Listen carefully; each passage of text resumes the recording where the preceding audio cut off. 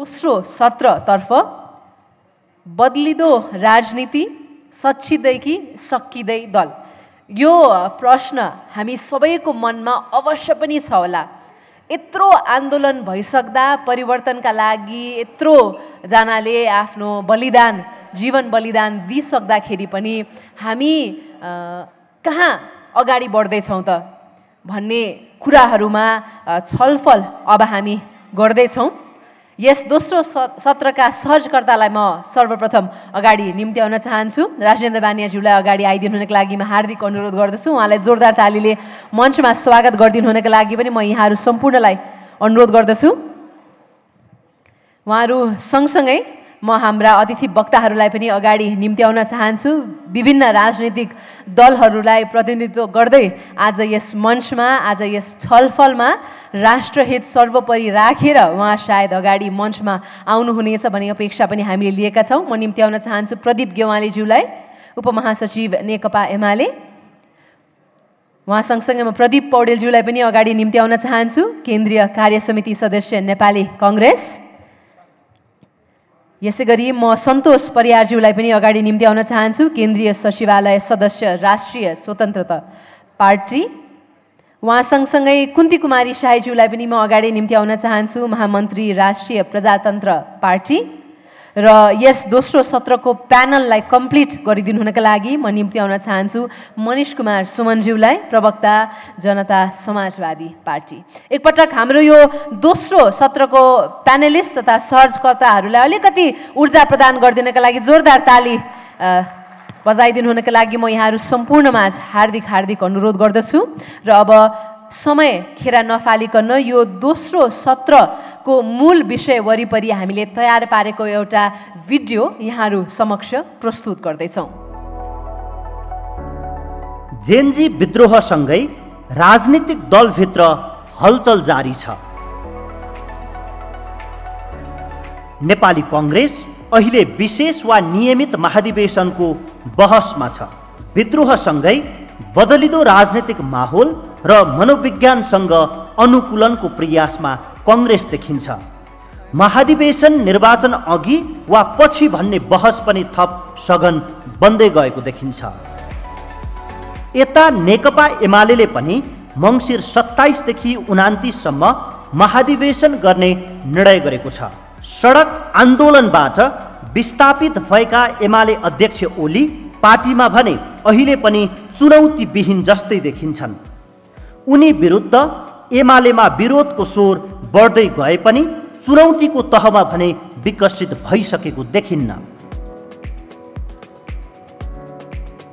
नेकपा माओवादी केन्द्र र नेकपा एस सहित 8 दल आजै एकीकरण हुँदैछन्।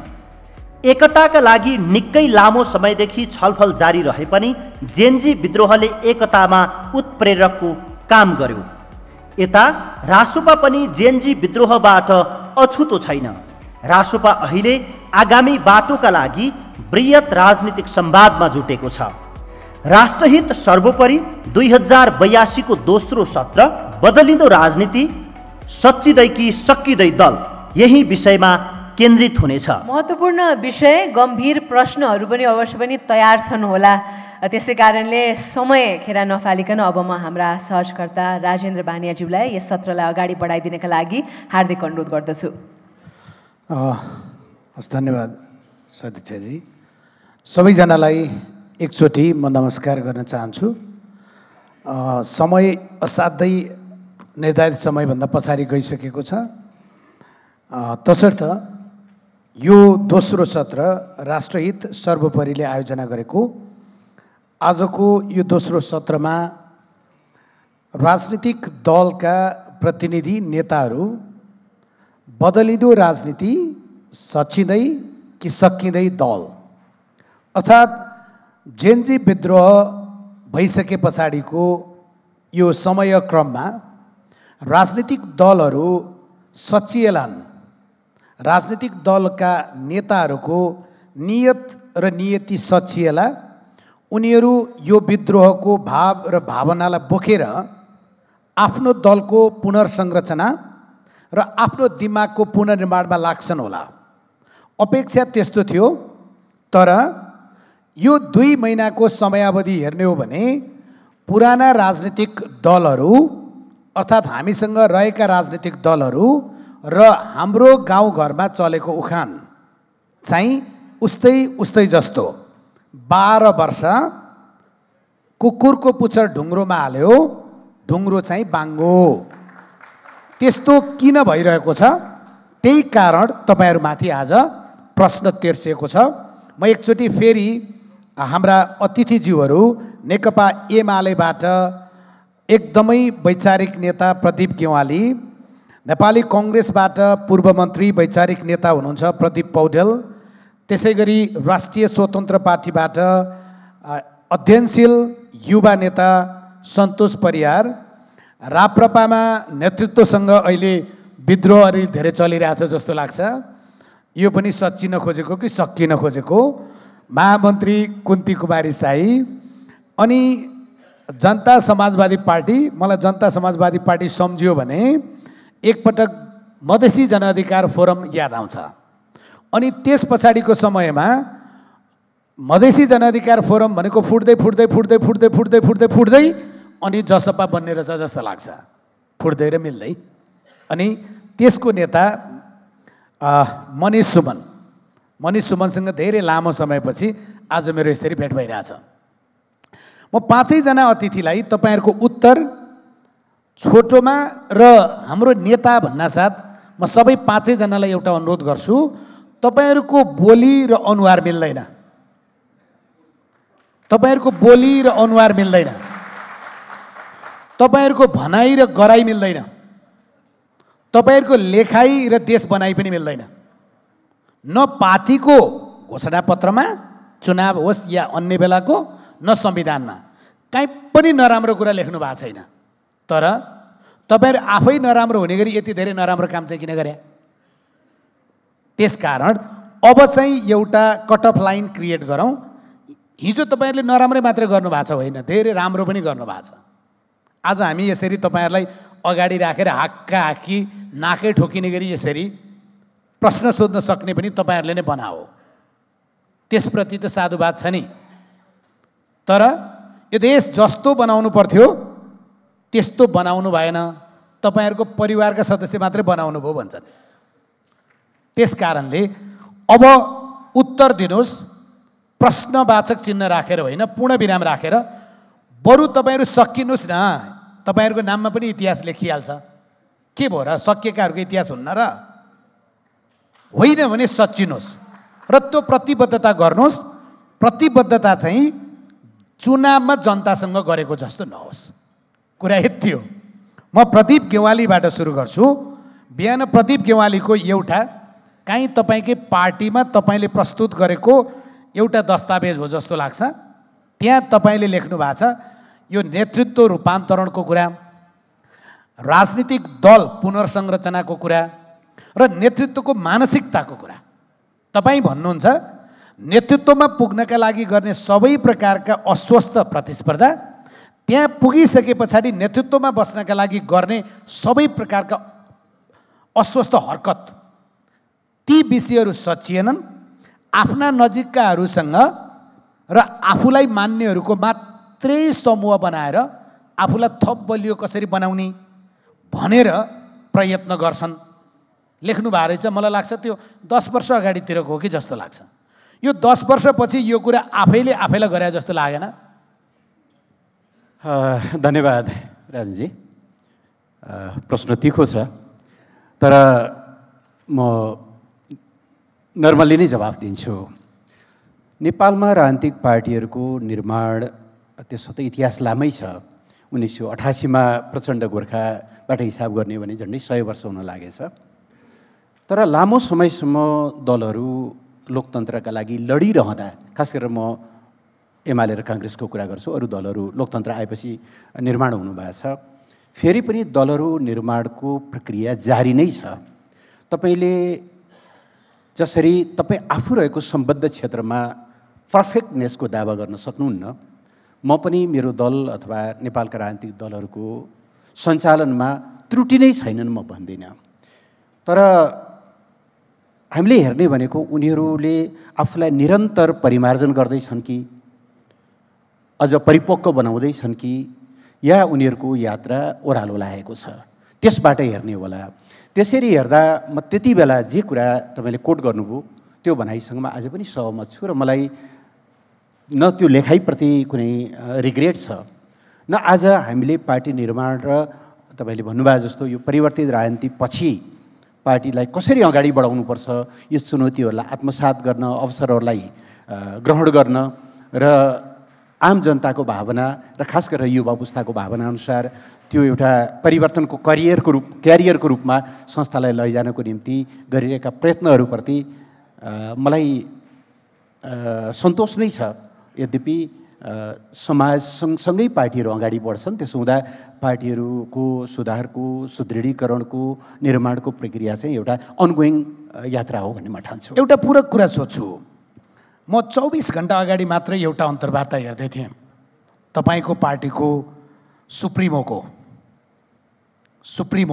मैले अध्यक्ष भनिनँ, सुप्रिमोको। त्यो अन्तर्वार्ता सम्पूर्ण रूपमा हेर्दा कसैले पनि के अनुभूत गर्दैन भने यो मुलुकको राजनीति बदलिएको छ, अवस्था बदलिएको छ, दल र दलका नेताहरूको मानसिकता बदलिनुपर्छ, त्यस्तो अनुभूतै गर्न सक्दैन। भनेको यो सबै आन्दोलनको हावा गुन्डु जाने त्यो सूर्य विनायकको डाँडोले छेक्या हो। मलाई त्यस्तो लाग्दैन।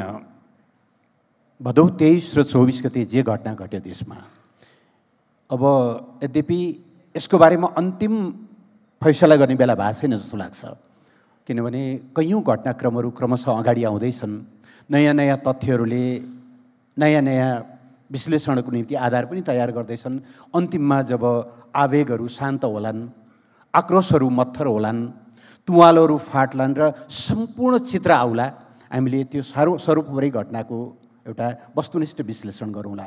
तर एउटा यथार्थ के हो भने भदौ 23 गते ठुलो सङ्ख्यामा नवयुवाहरू सडकमा निस्किनुभयो। अघि पूर्ववक्ताहरूले भन्नुभयो जस्तै सुशासनको मागसहित, भ्रष्टाचारको मागसहित, भ्रष्टाचार नियन्त्रणको मागसहित, सामाजिक सञ्जालहरूको निर्वाध सञ्चालनको मागसहित। त्यस पछाडि के भयो त्यो बेग्लै कथा हो। म त्यो स्पिरिटलाई ध्यानमा राख्न चाहन्छु। त्यो स्पिरिटलाई दलहरूले ध्यान दिनुपर्छ र त्यो स्पिरिटलाई ध्यानमा राखेर आफ्ना नीतिहरूमा, आफ्ना शैलीहरूमा, संरचनामा पनि। यहाँ अहिले बहसको कुरा कहाँ छ भने अघि पनि एक चर्चा आयो, हामी व्यक्तिमा समाधान खोजिरहेछौँ। नेपालको कहीँ न कहीँ समस्या त्यो हो कि जस्तो पनि म ठान्छु। व्यक्ति चिनिया साहित्यको चुकेलाङ, साउथ इन्डियन फिल्महरूका बाहुबलीहरू, कोही आएर पनि समाज त सुध्रिँदैन। सिस्टमले सुध्रिने हो, संस्थाले सुध्रिने हो। ती संस्थाहरूमा केही न केही परिवर्तनको माग गरेको छ है, त्यो चाहिँ एउटा ढोकामा ढकढक गरेको छ भन्ने कुराको सङ्केत हो र त्यो कुरालाई नेकपा एमाले राम्रैसँग बोध गरेको छ। अनुभूत गरेको भए दुईटा चिज चाहिँ किन गर्न सक्नु भएन? एउटा, तपाईँहरू र प्रदीपजी त त्यो दिनमा पनि 23 गते पनि झन्डावाल गाडी र डन्डावाल सुरक्षामै हुनुहुन्थ्यो होइन? 24 गते पछाडि गाडी कता, डन्डा कता, आफू कुन्दुलोमा भयो। तपाईँहरूले एउटा सत्ताको नेतृत्व गरिरहेको नाताले यो जे प्रकारको अवस्था भयो, जे प्रकारको घटना घट्यो, त्यसको हामी जिम्मेवारी लिन्छौँ भनेको पनि मैले काहीँ सुनिनँ। अनि हामी अब सच्चिन्छौँ भनेको पनि काहीँ सुनेको छैन। मेरो कानमा समस्या भयो। तपाईँले आफूले खोजेको मात्रै सुन्न चाहेर त पाउनुहुन्न होला। समाज विविधतायुक्त छ, तपाईँको बुझाइ अपेक्षा एउटा होला समाजको, या समाजका विभिन्न सेक्सनहरूको अपेक्षा एउटा होला। म फेरि पनि भन्न चाहन्छु, 23 गते दिउँसो 1 बजेसम्म जति बेला निषेधित क्षेत्र, संयोगले म ठ्याक्कै त्यहीँ थिएँ 12 बजेर 30-32 मिनटको उसमा। त्यसो भएर त्यो कसरी त्यो घटनाले, शान्तिपूर्ण प्रदर्शनले पछि हिंसात्मक रूप लियो र को पात्रहरूले निषेधित क्षेत्र तोडेर त्यो ठाउँमा पुर्यायो भन्ने बारेको एक खालको विटनेस पनि हुँ म, छोटो समयको। त्यो भन्न मिल्छ? म पछि भनौँला। अहिले तपाईँको मुख्य प्रश्नमा यहाँ आउँ। म चाहिँ 1 बजेभन्दा अगाडिसम्मको युवा साथीहरूको स्पिरिटसँग त्यसलाई बढी रेस्पेक्ट गर्न चाहन्छु। त्यसपछिका घटनाहरू उहाँहरूका पनि होइनन्। उहाँहरूले अहिले भर्खर पनि यहाँ छलफल चल्यो, यसको अनरसिप कसले लिने? अब उहाँहरूले भन्नुभयो विध्वंसको हामी कारक होइनौँ। मलाई खुसी लागेको जिम्मा नै लिनु भन्नुभएको छ। उहाँले जिम्मा लिनु भन्नुभएको छ। अझ थप हाम्रो अपेक्षा हो उहाँहरूले त्यसलाई डिनाउन्स गरिदिनुहोस्। तिनीहरू जो हुन् उहाँहरूले चिन्नु भएको छ भने कारबाहीको दायरामा ल्याउन सहयोग गर्नुहोस्, नभए पनि हिंसाबाट आफूलाई अलग राख्नुहोस्। किन मैले यो अलिकति जोड गरिरहेको छु भने राजनजी 1 मिनट मैले एक्स्ट्रा समय लिएँ। नेपालको निम्ति हिंसा र विध्वंस एउटा नियमित आकस्मिकता जस्तो भयो। 10 वर्षको पीडा 20 वर्ष अगाडि मात्रै टुङ्गिएको हो। 10 वर्ष लामो सशस्त्र द्वन्द्व, हिंसाको महिमा मण्डन त्यति बेला पनि भयो। म एकजना कवि सांस्कृतिक चिन्तकले लेख्नुभएको के अरे हिंसाको सौन्दर्य शास्त्र भनेर चलेको एउटा बहस सम्झिन्छु। हिंसाको सौन्दर्य शास्त्र कसरी हामीले हिंसालाई ग्लोरिफाई गर्यौँ, मान्छे मार्ने कुरालाई ग्लोरिफाई गर्यौँ। आज त्यसको बाई प्रोडक्टहरू अहिले पनि समाजमा छन्। आजको युवा पुस्ता हामी चाहन्छौँ उहाँहरूले जसरी भन्नुभएको थियो, रक्षाजीले नै होला जस्तो लाग्छ मैले भिडियोमा हेरेको, हामीले एउटा फुलको हाँगा पनि बाँच्दैनौँ, पुलिससँग हामीले कुनै वाद विवाद गर्दैनौँ, निषेधित क्षेत्र तोड्दैनौँ भनेर उहाँहरूले सुरु गर्नुभएको थियो। 1 बजेपछि के टर्न आयो जसले गर्दा त्यस्तो दर्दनाक अवस्था सृजना भयो। 23 गतेको बर्बर हत्याको कुरा होस् या 24 गतेको देश दहनको, त्यो घटनाबाट आजको पुस्ताले आफूलाई जति अलग राख्छ र शान्तिपूर्ण प्रदर्शनमा क्षमता छ। भर्खरै संयोगवश आज बिहान मात्रै हामी सबैले हेऱ्यौँ न्युयोर्कको मेयर एउटा ढुङ्गा नहारिकन पनि त्यो चेन्ज हुँदो रहेछ त। ट्रम्पले भन्दै थिए त म सङ्घीय बजेट कटाइदिन्छु, कटाउ तर हाम्रो आफ्नो मेयर हामी आफै चुन्छौँ। शान्तिपूर्ण प्रदर्शनमा त्यो सामर्थ्य हुँदो रहेछ।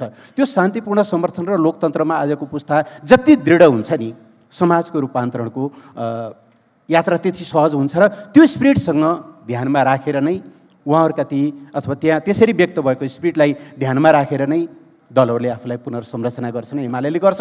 तर फाइनल कि 23 गते अपराह्न या 24 गते दहनलाई क्रान्ति भनेर परिवर्तन भनेर त्यसको महिमा मण्डन गर्नुपर्छ भन्ने चाहिँ म बिल्कुलै ठान्दिनँ। प्रदीप पौडेल कहाँ आउँछु। मसँग 5 जना विशिष्ट अतिथि हुनुहुन्छ। समय असाध्यै कम छ, घडी रोकिँदैन। त्यस कारणले तपाईँहरूको उत्तर जति छिटो र सठिक भयो हामीले थप प्रश्न सोध्न पाउँछौँ। प्रदीप पौडेलको नेपाली कङ्ग्रेस यो जेनजी विद्रोह पछिको अवस्थामा म 2टा चिज हेरिरहेको छु। एउटा सत्ताको नेतृत्व तपाईँहरू गर्नुभएको थिएन, गृहमन्त्री तपाईँहरूको दलको हुनुहुन्थ्यो, 23 गते बेलुका नै राजीनामा दिनुभयो।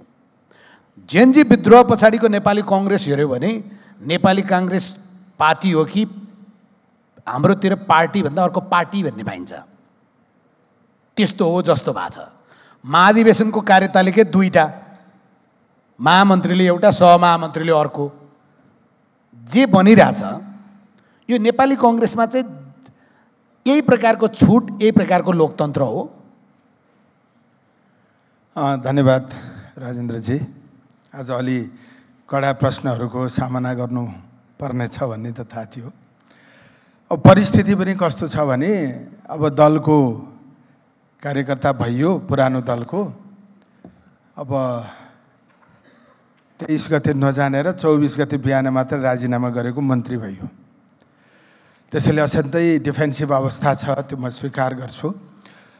अब यस्तो मलाई के लाग्छ भने अब खास गरी 23 र 24 गते जुन परिस्थिति नेपालमा बन्यो, त्यस्ता आन्दोलनहरू नेपालमा भइआएका हुन्, केही छिटफुट घटनाहरू भएको हो, त्यसलाई कुनै ख्याल गरिनु पर्दैन, त्यसबाट अब कुनै सचेतता अपनाउनु पर्ने, पाठ सिक्नुपर्ने केही विषय छैन भनेर कसैले त्यस्तो बुझाइराख्छ भने त्यो आफै समाप्त हुन्छ। त्यो चाहे दल होस् चाहे त्यो राजनीतिक व्यक्ति होस्।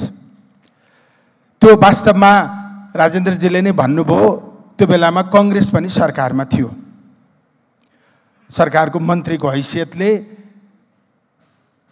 त्यो 23 गतेको घटनामा चाहिँ सरकारको जिम्मेवारी हुन्छ। त्यस बापत मैले पाउनुपर्ने दण्ड म भोग्न तयार छु। अब सरकारमा भएको कारणले 23 र 24 गते सडकमा जुन खबरदारी भयो त्यो कङ्ग्रेसप्रति लक्षित थियो। सधैँभरि क्रान्तिको नेतृत्व गरेको पार्टी हो कङ्ग्रेस, तर त्यो विरुद्ध त्यो दिन, त्यो 2 दिन कङ्ग्रेसको विरुद्धमा जनता आएका थिए, कङ्ग्रेसको पनि विरुद्धमा जनता आएका थिए। कम्तीमा हाम्रो पार्टीको नेतृत्वले यति कुरा पार्टी बचाउनका लागि पनि ख्याल गर्नुपर्छ। यो कुरा पनि बुझिएन भने त्यो बेलामा सिंहदरबार चल्यो, सर्वोच्च अदालत चल्यो, राष्ट्रपतिको कार्यालय पनि चल्यो। त्यसकारण त्यहाँ हिंसा थियो, उस्काहट थियो। त्यो त्यहाँभित्र कुनै राजनीतिक मुद्दा थिएन। त्यो असाध्यै गलत कुरा हुन्छ। पहिलो कुरा, छेन्जीको कोमल हातले ती चलेका कुनै पनि संरचना चलेका होइनन्। अब आन्दोलनमा त्यसमा सचेत हुनुपर्ने व्यथिति विकृति 62-63 सालको आन्दोलनको नेतृत्व गर्ने 1 दर्जन मान्छे मध्येमा म पनि पर्थेँ। हामीले त्यो बेलामा सडकमा भेटिएको ढुङ्गा हानियो होला, त्यो बेलाको गृहमन्त्रीले भाषण गर्नुभयो होला, गृहमन्त्रीको घर कहाँ हो भनेर खोज्दै हिँडिएन। त्यस्ता केही शैलीहरूमा समस्या देखिए, तर त्यो देखिए भनेर मूल विषयलाई बिर्सने, विषयान्तर गर्ने त्यो छुट कसैलाई पनि छैन। होइन, कांग्रेस अब जहाँसम्म गर्यो त तपाईले अहिले जे भनिरहनु भएको छ नि, यो व्यक्तिप्रति पौडेल बोल्या हो। व्यक्ति म भन्दैछु, तपाईको पार्टीले अनुभूत गरेको चाहिँ यो 2 महिनामा सुरुमा कहाँ देखियो? सुरुमा राजनजीले जे भन्नुभयो नि, करणी र कथनी नमिलेकाहरू, बोलाइ र गराइ नमिलेकाहरू, दस्तावेजमा लेखिने कुरा र व्यवहार गरिएका कुरा नमिलेकाहरू भनेर मलाई पनि हाल्नुभयो। म एकदम सत्य मान्छु। पार्टीको निर्णय हुँदा त्यसको प्रक्रियाले हुन्छ। त्यो प्रक्रियामा उठाएका विषयहरू प्रक्रियाबाट अगाडि बढ्न सके कि सकेनन्, त्यो कुरा महत्त्वपूर्ण विषय हो। आज पनि अब त्यो एजेन्डा चाहिँ होइन, एजेन्डा ल्याउने महामन्त्रीले नै हो। अब महामन्त्री एउटा घटना भनेको तर पार्टीको बैठकमा गएर चाहिँ ती नेताहरूको अगाडि औला यस्तो क्या यस्तो गरेर बस्ने, त्यो पनि बाहिर आएर लोकलाजका लागि भाषण ठोक्ने होइन, त्यो पनि सत्य होइन। हाम्रो बैठक लाइभ पनि भएको छ। हाम्रा बैठकपछि लाइभै नभए पनि बैठकको भित्र कुनै पनि कुरा रहँदैन, बाहिर पनि सुनिएको छ। हामीले बोलेका कुराहरू पनि सुन्नुभएको छ। हामीले बैठकमै प्रस्तुत गरेका डकुमेन्टहरू पनि सुन्नुभएको छ। म तपाईँलाई मेरो पेजमा बैठकको दिन जुन बोले त्यो डकुमेन्ट त्यहीँ भित्र राखेको छु। तपाईँले यहाँ उठेका सबै र कुरा रह्यो के हो भने, अहिले नेपाली कङ्ग्रेस पार्टीभित्र भएको कुरा के हो भने, जस्तै जेन्जी आन्दोलनलाई कसरी हेर्नुपर्छ भन्ने विषयमा पनि मतभेद छ। अब आजको दिनमा बैठकमा बोलेन, अन्त गएर बोलेको कुरा चाकडी गर्न खोजेको नेताले सुन्दैन भन्ने गलत कुरा हो। यहाँ यत्रो चाहिँ भिडियोहरू छ, त्यो इन्टरभ्यू के दिएको थिइस्, पस तेरो हिसाब हुन्छ। त्यसैले त्यो आजको दिनमा त्यसरी गर्न पनि मिल्दैन। कुरा के हो भने, एउटा तपाईँले भनेको कुरामा म कहाँनिर सहमत छु भने, हाम्रो भनाइ र गराइ मिलेन। हामीले जे भनेका थियौँ त्यही गर्न खोजेको। भनाइ र गराइ नमिल्नेलाई चाहिँ छेपारो भन्छन्। होइन, अब त्यो छेपारो तपाईँ राजनीतिक दलमा हुनु भएन, तपाईँ पनि मन्त्री राजनीतिक दलमा जानु पनि छैन। होइन, तपाईँ पनि राजनीतिक दल खोल्नुहोस्, मन्त्री हुनुहोस्, होइन मन्त्री हुनुहोस्, त्यसपछि सबैको अभिगत छेपारै हुने हो कि त्यो मलाई थाहा छैन। त्यस्तो नभनौँ होइन। तर कुरा के छ भने, अब यसमा मेरो अनुभूतिले के भन्छ भने, अब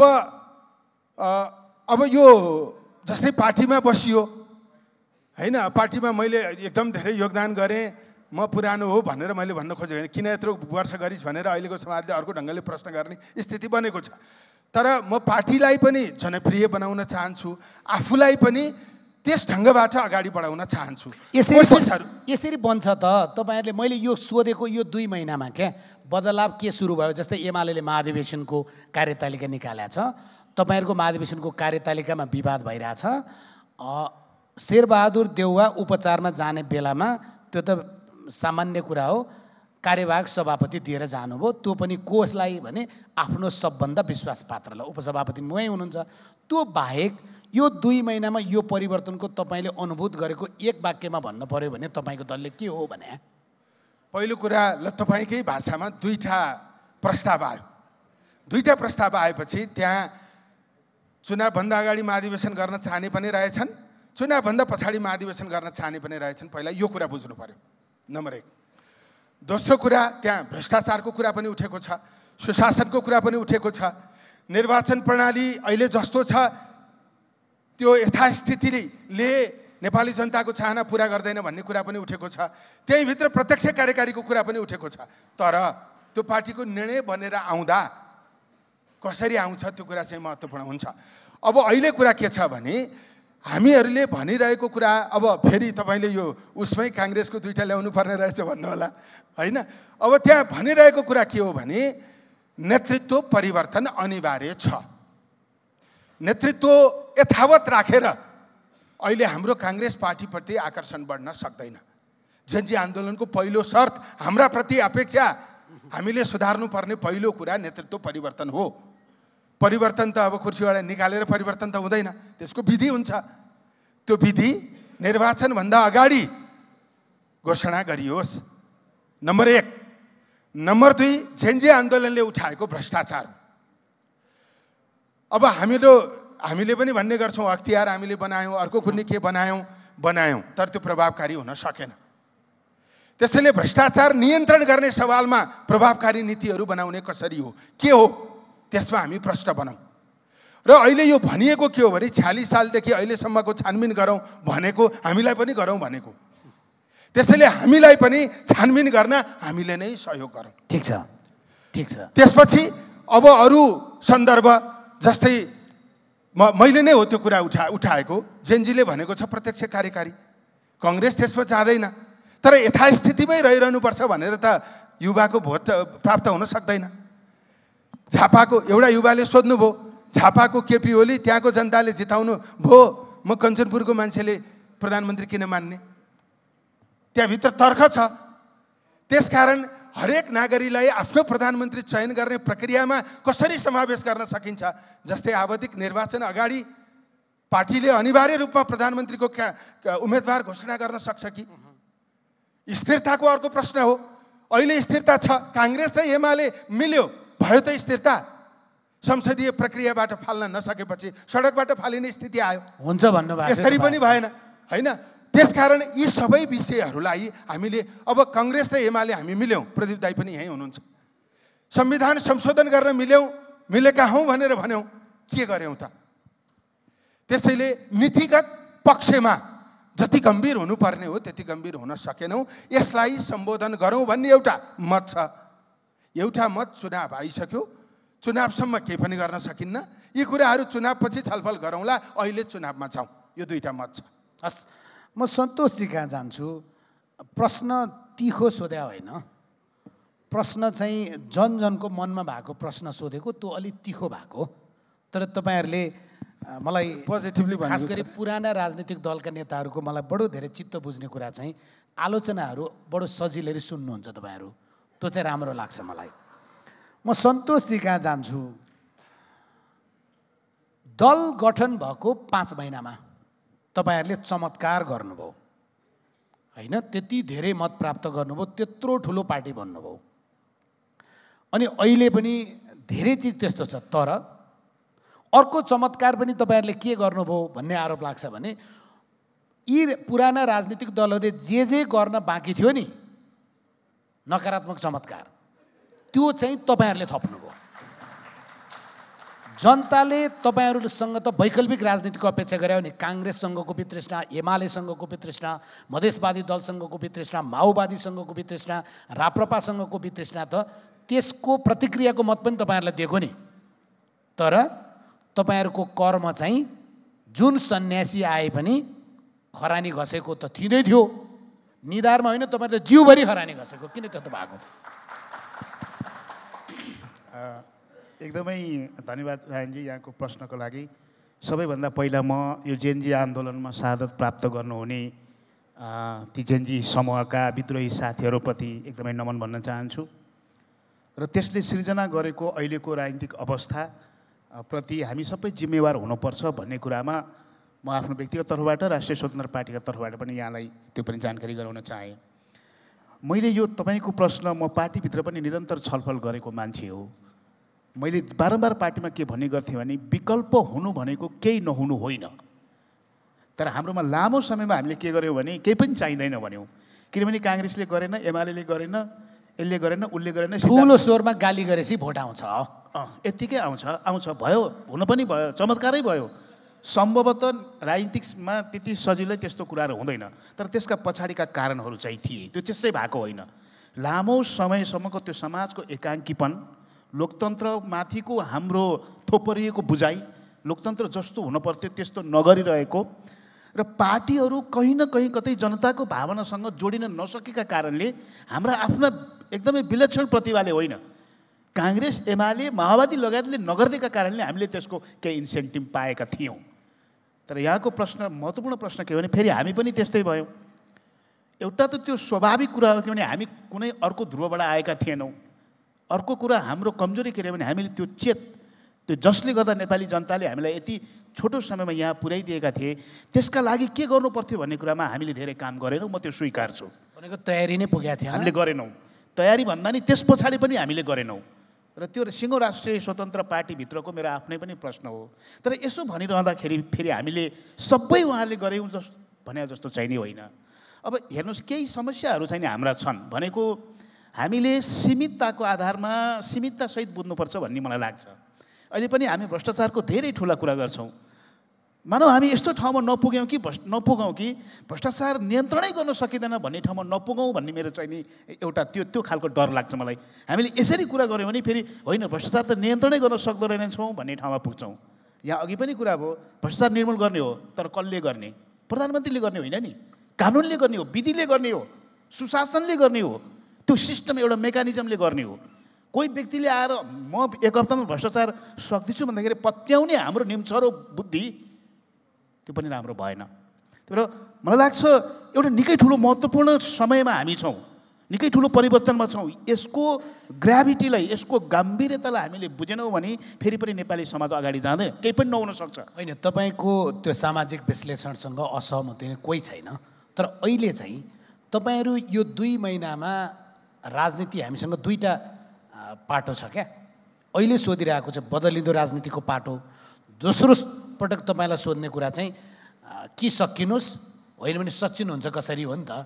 त्यसो भएर अहिले तपाईँलाई सोधिरहेको छ यो 2 महिनामा तपाईँहरूले गरेको कुराहरू एकचोटि तपाईँ आफै सम्झिनुहोस् त। सम्झिनुहुन्छ होला, घरमा सुत्ने बेला आफै एक्लै मुर्छा परेर सिरकले मुख छोप्नुहुन्छ होला, होइन? अदालतले कारबाहीभित्र न्यायिक हिरासतमा पठाएको मान्छेलाई निकाल्न तपाईँहरू जानुभयो भन्ने छ, तर त्यसको आफ्नो आफ्नो व्याख्या छ, होइन? उहाँलाई सिधै सिंहदरबारमा ल्याएर खादा उडाइदिनेसम्मको कुरा गर्नुभयो भन्ने छ, त्यसको नि आफ्नो व्याख्या छ। म निर्णय सुनाउँदिनँ। तर त्यो पछि तपाईँहरूलाई अब फेरि के चाहिएको छ भने अहिले पनि आक्रोशका मतहरू छन्। ती मतहरूलाई सम्हालेर हामी त तपाईँको कार्यवाहक सभापतिले भने सुन्दै थिएँ म, आउँदो चुनावमा त हाम्रो त 2/3 बहुमत त कन्फर्म। तर किन त्यसको चाहिँ जवाफ नदिने, बदलिएको राजनीतिलाई एक्सेप्ट चाहिँ कहाँ गरे हो तपाईँहरूले भनेर यहाँको यो पछिल्लो प्रश्नप्रति पनि म आफू व्यक्ति चाहिँ नि कहाँ छु भने म घरमा गएर सिरकले मुख छोपेर चिन्तन गर्नुपर्ने ठाउँमा आजको दिनमा छैन। मैले प्रश्न गरेको छु। हेर्नुहोस्, यो विधिलाई याद गर्नुपर्छ। हामी पार्टी भन्ने बित्तिकै त्यसका फेरि आफ्नै व्यवस्थापनहरू हुन्छन्। मैले यी प्रत्येक कुराहरूमा पार्टीभित्र बाहिर बौद्धिक विमर्शमा र जहाँ जहाँ मेरो पहुँच छ मैले त्यहाँ यो विमर्श गरेको छु। र म के कुरामा यहाँलाई के कुराको दावा गर्दिनँ भने हामीले सबै राम्रो गरेका छौँ भन्ने कुरा गर्दिनँ। मलाई डर के हो भने धेरै साथीहरूको छ, अब हामी यो पार्टी, पहिलो पार्टी, दोस्रो पार्टी, विचारमा स्पष्ट नहुँदाखेरिसम्म, अनुशासनले हामी नबाँधिदासम्म त्यो गर्नु हुँदैन, त्यो हुनु हुँदैन भन्ने मान्यता राख्ने मान्छे हो म। किनभने हेर्नुहोस्, त्यो भारतीय कवि पासको एउटा कविता, त्यो सपना मरे पछाडि त निकै ठुलो सङ्गठनमा हामी पुग्छौँ। मलाई लाग्छ पछिल्लो जेनजी आन्दोलनमा धेरै कुराहरूले त्यहाँ पुऱ्याएको छ। अघि यहाँ कुरा आयो कसले गर्यो के गर्यो, म त्यस्तो धेरै त्यो षड्यन्त्रको थियो सिद्धान्ततिर म जाँदिनँ। तर कुरा के थियो भने यो अब सम्भाव्य थियो। समाजको गतिशीलता, हामी अनौपचारिक कुरा गर्दा समुदायले एउटा शब्द भन्नुभएको थियो नि अङ्ग्रेजीमा, होइन? यो हङ्गर अफ द स्टमक र एङ्गर अफ द माइन्ड, होइन? अब एकदम खतरनाक कुरा रहेछ यसमा हामीले ज्ञान कति सिञ्चित गऱ्यौँ, चेतना कति राख्यौँ भन्ने कुरा अर्को कुरा हो। त्यहाँ पनि बहस गर्न सकिन्छ। तर के थियो भने लामो समयदेखि हामी कसैलाई निषेध गरिरहेका थियौँ, पुस्तालाई निषेध गरिरहेका थियौँ, राजनीतिमा निषेध गरिरहेका थियौँ, पब्लिक स्फेयर हामीले बाँडेका थिएनौँ। अमुक नेताहरू अमुक पार्टीहरूले सिङ्गो सार्वजनिक स्थानहरू पब्लिक स्फेयरहरूमा इन्टरटेन गरिरहेका थिए र त्यो जेन्जी पुस्तासँग जे थियो उसले त्यही पड्काएको। मेरो त सधैँ सादा विश्वास छ उसँग त्यही थियो। उसँग सामाजिक सञ्जाल थियो, उसँग त्यो आफ्नो पुस्तासँग डिबेट गर्ने डिस्कस गर्ने ल्याकत थियो, त्यो वातावरण थियो। उसले जे थियो त्यही लिएर उठ्यो। म कुन्ती कुमारी साईकोमा आउँछु। यो 2 महिना चाहिँ जेन्जी विद्रोह भएपछि तपाईँहरूले के बदलिँदो राजनीति गर्नुभएछ भनेर मैले हेरेको राप्रपालाई। हुन त चैत 15 गते पछाडि तपाईँहरूले के भन्नुभएको थियो भने जेठसम्ममा त यो देशको व्यवस्थै परिवर्तन हुन्छ, हामी राजा ल्याउने नै हो, हामी सर्वधर्म सम्पन्न के हिन्दू राष्ट्र बनाउने नै हो। त्यसपछि तपाईँहरूको आन्दोलन त कहाँ हरायो मलाई थाहा भएन, सायद तपाईँलाई पनि थाहा छैन होला। अनि यो जेन्जी विद्रोह भएपछि तपाईँहरूले चाहिँ के गर्न थाल्नुभयो भने अध्यक्ष गुटको एकतिर बैठक, महामन्त्री गुटको अर्कोतिर बैठक। मानौ यो मुलुकमा राजनीति बदलिएको छ, अवस्था बदलिएको छ, अब एक्टरहरू थपिएका छन्, हामीले रिथिङ्क गर्नुपर्छ, अर्थात् यो विषयलाई एक्सेप्ट गर्नुपर्छ। तपाईँहरूलाई किन परेन भने अहिलेसम्म परेकै थिएन, त्यही हो कुरा। राजेन्द्रजीले जुन किसिमले मिठो शब्दबाट एकदम ऊर्जा आउने गरी प्रश्न सोधिराख्नु भएको छ, त्यसको लागि धन्यवाद। सर्वप्रथम त म यो बदलिदो परिस्थितिमा जुन शहादत प्राप्त गरेका छन् ती हाम्रा नेपाली भाइ बहिनीहरूप्रति हार्दिक श्रद्धासुमन प्रकट गर्न चाहन्छु। र यो 2 महिनाभित्र पनि म एउटा दलको जिम्मेवारी व्यक्ति मात्र होइन, हरेक नेपालीको मन मस्तिष्क एकदम उथल पुथल भएको छ। यो परिस्थितिले पनि स्वतन्त्र नेपाली नागरिक बन्न सकेको परिवेश हो कि होइन भन्ने प्रश्न अहिले पनि ममा जन्मेको छ। यसको जवाफ निराकरण हरेक पोलिटिकल दलभित्र भएका पदमा बसेका व्यक्तिहरूको चरित्र। अघि तपाईँले पहिलो प्रश्नमा भन्नुभएको थियो नेताहरूको बोली र व्यवहार, चरित्र, भनाइ र गराइ, बाहिर देखेको आवरण र भित्रको त्यो चरित्र, यो किन यो हुन्छ होला प्रश्न त्यही रुमल्लिएको मैले महसुस गरेको छु। र किन हुन्छ मैले तपाईलाई सोधेको नि त, तपाईँ पनि नेता हो नि त, नेता भएर त्यहाँ बस्नु भयो, त्यसैले मैले आफूलाई पनि प्रश्न गरेको छु भनेर अघि जुन सुरुमै भने म नेपाली स्वतन्त्र नेपाली हुँ कि होइन भन्ने कुरा अहिले पनि उथल पुथल मेरो मनमा यहाँ प्रश्न जन्मिन्न भने यो परिस्थितिले अब हामी कहाँ पुग्छौँ भन्ने हो। अहिले हामीले बहस गरिरहेको विषय सामान्य होइन। अहिले हामी यस्तो जटिल परिस्थितिमा आएका छौँ, दलसँग मात्र होइन कुनै पनि नेपालीले कुनै नेपालीलाई विश्वास नगरेको यो तितो यथार्थ हो। त्यो तितो यथार्थभित्र म दल भनेर सोच्ने कि अब हामी नेपाली र मेरो देश र अहिलेको जुन जेनेरेसन जेठले आँट गरेर विभिन्न पुस्तामा झुटको खेती गरिरहेका हामी दलहरू, नेताहरू, झुटको मात्र होइन अपराध, राजनीतिलाई अपराधीकरण गरिरहेका हामी दल र चरित्रका नेताहरू अहिले पनि नसच्चिने, अहिले पनि हामी चाहिँ प्रष्ट रूपले आफ्ना विचारहरूलाई प्रस्फुटन गर्न नसक्ने हो भने देश नेपाली हामी रहन्छौँ कि रहन्नौँ नेपाल भन्ने त होला। किनभने घरमा पनि झगडा पऱ्यो भने छिमेकीहरू आएर हामीलाई सुझाव दिन्छन्, त्यो सामान्य हो। सामान्य रूपमा लिइरहँदा छिमेकीबाट हस्तक्षेप भयो भने त्यो घर कस्तो हुन्छ भन्ने प्रश्न अहिले जन्मेको छ। त्यसैले म गम्भीर भएको छु। यो प्रश्नले गर्दा ममा नेता हुने हो भने चरित्र निर्माण गर्नु पर्यो।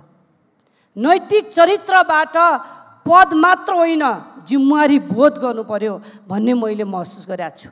भनेको एकैछिन राप्रपा एउटा उदाहरण भयो, तर नेपालका राजनीतिक दलहरूको चरित्र निर्माण चाहिँ कमजोर भयो। पक्कै पनि दल कहाँबाट निर्माण हुन्छ भने नेताहरू मिलेर बनाउने हो नि त, विधानले निर्माण गर्ने हो नि। त्यो विधानमा भएको व्यवस्था र दलभित्र गर्ने अवस्था मिल्या छ कि छैन? चरित्र त्यो हो नि त। संविधानमा दिएको व्यवस्थाले राज्य सञ्चालन गर्ने व्यक्तिले त्यो नीति अनुसार चलाएको छ त? आज देश किन यो अवस्थामा छ भन्दा मैले शासन सत्ता गरिरहँदा न्यायपालिकामा मेरै मान्छे राख्नुपर्ने, किनभने मेरो मान्छेले भोलि मान्छे मार्यो भने पनि त्यसलाई बचाउनु छ र त्यसलाई मान्ने बनाउनु छ। त्यो चरित्रले बन्छ। अनैतिक चरित्रबाट अकुत सम्पत्ति कमाएको छ, त्यो मान्छेलाई भोलि पदाधिकारी ल्याएर पार्टी सञ्चालन गर्नु छ भने मनस्थितिबाट अख्तियार दुरुपयोग जस्ता आयोगहरूमा पनि मान्छे भर्ना गरिन्छन्।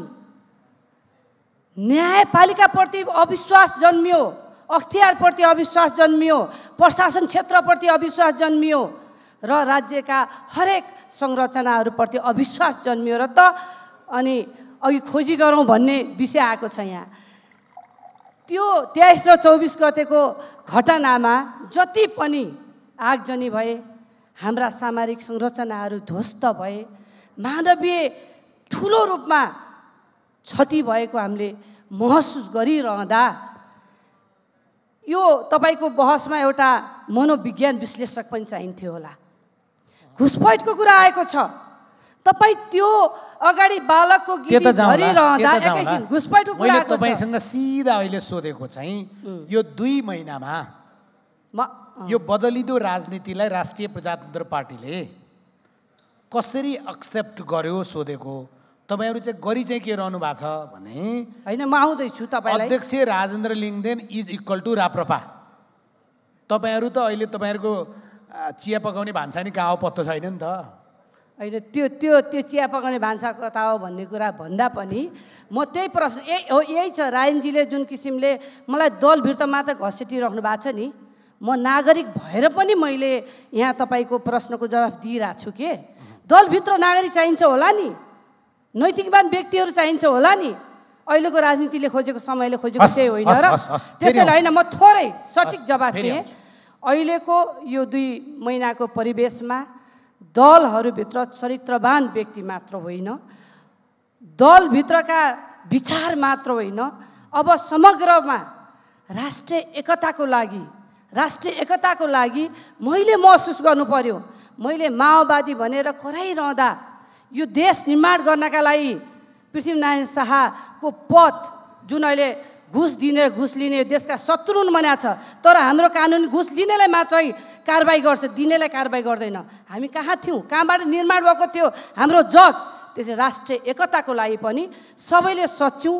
सबै दलहरूले बीचमा चुरो राख्ने के भने देश र जनतालाई राखौँ, जीवनशैलीको लागि राखौँ, राष्ट्रिय एकतालाई राखेर पुनः विचार गरेर अगाडि बढौँ, आफ्नो चरित्र र संस्कार त्यहीबाट निर्माण गरौँ भन्ने लाग्छ। धन्यवाद। यति तपाईँले भनेको कुरा भए भए यति लामो डिबेट पनि गर्न पर्दैन थियो, यति धेरै मानिसहरूले दिमाग खियाउन पनि पर्दैन थियो, नगरेर त हो नि। मनिषजी कहाँ आउँछु। अहिले जनता समाजवादी पार्टीको कुरा गर्दै गर्दा मधेसी जनाधिकार फोरम मैले सम्झेका थिएँ, उपेन्द्र यादवको अनुहार पनि सम्झेका थिएँ, बिचतिर पुगेपछि तपाईँको अनुहार पनि सम्झेका थिएँ। बिचतिर पुगेपछि किन तपाईँ बिचमा जोडिया हो नि त, नेता भाव। त्यसरी हेर्दा यो पटकको जेनजी विद्रोह र त्यसपछिको परिणतिको राजनीतिक कुराकानी हुँदै गर्दा मधेसमा अलि बढी बाहुल्य भएका राजनीतिक दलहरू, त्यसमध्येको एउटा जसपा होइन। म एउटा चिज सुन्दै थिएँ, तपाईँको अध्यक्षको घर भनेर अरू कसैको घर चाहिँ तोडफोड भयो अरे। विद्रोह त्यो तहको के नेताप्रतिको आक्रमण चाहिँ त्यो तहको ठाउँमा पुगेछ।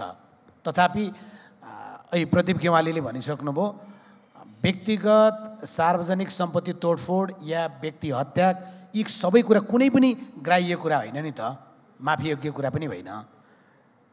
तपाईँहरूले चाहिँ अहिले गाली पनि धेरै खान परेन, ताली पनि धेरै चाहिएको छैन भनेर चुप लाएर बस्नु भएको छ कि यो 2 महिनामा हामी पनि रिडिफाइन हुन पर्दो रहेछ भन्ने अनुभूत गर्नु भएको छ साँच्ची? धन्यवाद। सर्वप्रथम अवसरको लागि पटक पटक धन्यवाद र सबै जेनजी आन्दोलनमा शहादत प्राप्त गर्नुभएका सबैप्रति श्रद्धाञ्जली।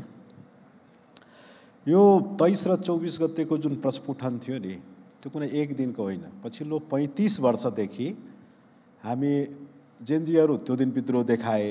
हामी मधेसी, आदिवासी अथवा खस आर्य समाज बाहेकका इतर समाज जुन छन् नेपालमा, ती सबैले पछिल्लो 35 वर्षदेखि राख्दै आएको एउटा अब्जेक्सन के थियो भने देश एकाङ्गी भयो। अब सबै नहेरौँ, एकारूपमा हेरौँ। तपाईँ प्रधानमन्त्री मात्र तपाईँले यो 30-35 वर्षमा हेर्नुहुन्छ भने त्यो 43-44 जना कति प्रधानमन्त्री भए? सबैका सबै प्रधानमन्त्री एउटै वर्गका, खस आर्य, एउटै जातका, एउटै लिङ्गका, कोही पुरुष बाहेक पनि भएनन्, खस आर्य बाहेक पनि भएनन्। हुँदा पछिल्लो 10-15 वर्षदेखि त के देख्यौँ भनेपछि 3 जना व्यक्तिले आलो पालो भनेर तिनीहरूले दूषितै गरे। झन् पछिल्लो यो 1-1.5 वर्ष त के देख्यौँ भने नि उनीहरूको त्यो नियत 7 बुन्देमा लिखत नै भयो। यो आलो तिम्रो, पछिको पालो मेरो। त्यो सबै त्यो कुकृत्यहरू थियो कि त्यो कुकृत्यलाई जनताले विद्रोह भनिरहेका थिए। हामी जस्ता मैले भनिसकेँ त्यो समाजभन्दा इतरका समूह जो काठमाडौँभन्दा बाहिर बस्छौँ होइन, तिनीहरू पनि काठमाडौँ जस्तै मेरो क्षेत्र बन्नुपर्छ। यो विभेद प्रधानमन्त्रीत्वमा मात्र होइन, तपाईँले यसरी हेर्नुहुन्छ भने न्याय सेवामा पनि त्यस्तै छ, प्रहरीमा पनि त्यस्तै छ, सेनामा पनि त्यस्तै छ, कर्मचारी तन्त्रमा पनि त्यस्तै छ। भनेपछि यो देश मेरो हो भनेर आत्मानुभूति काठमाडौँका ती केही सीमित वर्ग बाहेक कसैले गर्न पाएको थिएन। यो कुरो पछिल्लो 35 वर्षदेखि हामीले भन्दै आएका थियौँ।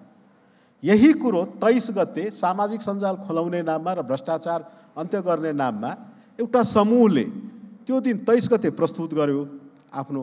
4 बजे आएर त त्यो समूहले पनि माइकिङ गर्दै हिँड्दै थिए बानेश्वरमा, हाम्रो होइन है, हामी हट्यौँ, हाम्रो अब सरोकार छैन भनेर भने। र 24 गते भएको त्यो घुसपैठमा कति के भए थाहा छ मलाई। त त्यो जेनजीहरूसँग के एउटा गुनासो छ भने जो पुरुषोत्तम यादवजी तपाईँले सिडिओ कार्यालयबाट अनुमति लिन जानुभएको थियो, उनलाई कुनै मलामीमा मैले खासै देखिनँ। त्यो 76 जनाको मलामीमा अस्पतालमा पनि खासै भेटिनँ मैले। उनलाई मात्र होइन, त्यो आयोजक भन्ने र पछिल्ला दिनमा त्यो भेप खाएर उदाएकाहरू अथवा सामाजिक सञ्जालमा आफ्ना विशिष्ट चरित्र प्रदर्शन गर्ने मेयर साहबहरू, कोही पनि जो त्यो आन्दोलनका उपलब्धि लिन हानाथाप गरिरहेका छन्, तिनीहरूमध्ये कसैले मैले त्यो आन्दोलनमा मारिएकाहरू, त्यो के भन्छ मृत्युवरण गर्नुभएकाहरू अथवा अस्पतालमा छटपटाइरहेकाहरू सम्म पनि गएको देखिनँ। बरु मेरो सिफारिसमा प्रधानमन्त्री बनाइदेऊ, राज्य म हुँ, राज्यले गर्नुपर्ने काम म गर्छु, बाँकी तपाईँहरू विपदको व्यवस्थापन गर्नुहोस् भनेर आफै राजस्व घोषित गर्नेहरूको हानाथाप चाहिँ देखेँ। खैर त्यो 23-24 गतेको आन्दोलनप्रति मेरो पूर्ण समर्थन छ, हाम्रो राजनीतिक दलको पनि पूर्ण समर्थन छ।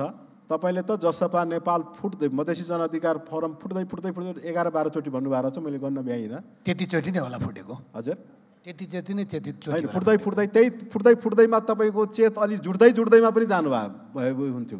जनता समाजवादी पार्टी नेपाल त्यो फुटेर होइन कि जुड्दै भनेको। एक दिन यस्तो थियो, बाबुराम भट्टराईजी हाम्रै पार्टीको नेता हुनुहुन्थ्यो, अशोक राईजी हाम्रै पार्टीको कति महिना बस्नुभयो क्या। तर पछिल्लो दिनमा फुटेको त अब यहाँ हाम्रो पार्टीलाई मात्र किन खिसी टिउडी गर्नुहुन्छ? मैले त यो जनयुद्धै गरेर आएको पार्टी पनि फुटेको 2-3 दिनभित्र देख्दैछु। मैले त त्यो के भन्छ आफै फुटेर ओली ठिक छैनन् भनेर फुटेर हिँडेकाहरू पनि फुट्दै गरेको हेर्दैछु। यो विशेष निर्वाचन आयोग त्यो विषय हाम्रो विषय होइन। मैले त्यो खिसी टिउडीको सापेक्षिक तपाईँलाई एउटा के भन्छ ज्ञान बाँडेको मात्र हो। त्यो मेरो टुटफुटसँग म आफै पनि हो। यो बदलिँदो राजनीतिलाई मधेसी जनअधिकार फोरमले या मधेसमा बाहुल्य भएका राजनीतिक दलहरूले कसरी एक्सेप्ट गरे? हामीले त आफ्नो विजय हासिल गरेको हेरिरहेको छौँ। मैले निवेदन गरेँ पछिल्लो 35 वर्षदेखि जुन कुरा हामी भन्दैछौँ त्यो एकात्मक शासन सत्तालाई भत्काइरहेको छैन र न भत्काकै खातिर पछिल्लो आलो पालो एउटै वर्गको प्रधानमन्त्री एकैलाई अकुत सम्पत्ति कमाइरहेको छ, कतै कुनै छानबिन छैन। नियुक्ति मात्र बेचेर हवलदारदेखि त्यो तपाईँलाई के भन्छ मुख्य सचिवसम्मको नियुक्ति मात्र बेचेर 3 कोठा पैसा थुपारिएको होइन, सब नियुक्ति बेच्दै जाने, तपाईँलाई त्यो अकुत सम्पत्ति आर्जन गर्दै जाने, दण्डहीनता त्यत्तिकै बढ्दै जाने, अपराधीहरूको मनोबल बढ्दै जान्छ। उनी मेरा भाइ हुन् त्यही भएर राष्ट्रसभाको सभापति बन्नुपर्छ, उनी मेरा भतिजा हुन् त्यही भएर फलानु बन्नुपर्छ, उनी मेरा फलाना हुन् त्यही भएर तपाईँलाई एम्बेसडर बन्नुपर्छ, कोही मेरा सासू हुन् त्यही भएर एम्बेसडर बन्नुपर्दछ। यसरी नातावादलाई यतिका प्रश्रय दिएपछि अनि तिनका बालबच्चाहरू तपाईँलाई त्यो लुइज भुटान भन्ने त्यो कम्पनीको नाम त मैले त्योभन्दा 2-4 दिन अगाडि सुनेको थिएँ। अब त्यस्तो महँगो प्रयोग गर्ने ती सबका प्रस्फुटन थिए 23 र 24 गते। जनता समाजवादी पार्टी नेपालले मधेसमा राजनीति गर्ने त्यो प्रति मैले हेरेँ कतै खासै विद्वेष छैन। तपाईँले भन्नुभयो मेरो पार्टीको अध्यक्षसँग नाम मिलेर कसैको घर जल्यो, जसको घर जल्यो उनी आफै व्यापारमा एउटा स्थापित मान्छे हुन्। कुनै एउटा भिडियो युट्युबरले भ्रमपूर्ण कुरो गरे होला। उपेन्द्र यादव माथि पनि हामी पनि असुरक्षित थियौँ, सबै राजनीतिक दलका असुरक्षित थिए, ती मेयर साहेबहरू, ती वडा अध्यक्षहरू, सार्वजनिक भएका सबै व्यक्तिहरू असुरक्षित थिए, त्यो अर्कै कुरो हो। तर हामी माथि खासै आक्रमण भएन, 1-2 नेता हाम्रा माथि पनि आक्रमण भए। तर ती सबैका दण्डहीनता यति छ भने पनि अहिले पनि सुशीला कार्की सरकारसँग मेरो त्यो गौरीबहादुर कार्कीजीको आयोगले समाजले तपाईँ सञ्चार माध्यमले स्थापित गरिदिएका 3-4टा कुरा छन्। ती भनेका डिस्कोर्डको प्रयोग थियो, तपाईँहरूलाई स्थापित गरिदिनु भएको कुरो, त्यो टिओबीको प्रयोग थियो, तपाईँकै सञ्चार माध्यमहरूले स्थापित गरिदिएको थियो त्यो फस्फेरस कि के एउटा त्यो घर जलाउन त्यो प्रयोग भएको केमिकलको प्रयोग थियो, त्यो पानी जुन खुवाइरहेको थियो त्यो पानीमा मादक पदार्थ लगाएर व्यक्तिहरूलाई उत्तेजित गरिँदै थियो। घर घर देखा यी दृष्टिकोणबाट कसले छानबिन गर्ने र किन नछानबिन गर्ने? एउटा कुरो के छ भने नि, म फेरि निवेदन गर्छु, 35 वर्षदेखि ती शोषित, ती उपेक्षित, ती चियावाल, ती कमजोर वर्गका व्यक्ति, ती गरिब तबकाका व्यक्तिहरूलाई उत्तेजित हुन 35 वर्ष लाग्यो। तर प्रदीप गवाली एकजना यस्ता सिधा मान्छे जनको घर जलाइयो, तर उनले मेरो घर जलोस्, समाज सुध्रोस्, देश सुध्रोस्, मेरा यी सब भौतिक अमूर्त कुरा थिए भनेर उहाँ भनिरहनु भएको छ। तर उहाँ जस्तै सबैकै संयमित छ। किसान श्रेष्ठलाई थाहा छैन मेरो घर कसले जलायो, मेरो गाडी कसले जलायो। उनी राज्यमाथि विश्वास गरेर पर्खिबसेका छन्, राज्यमाथि विश्वास गरेर पर्खिबसेका छन्।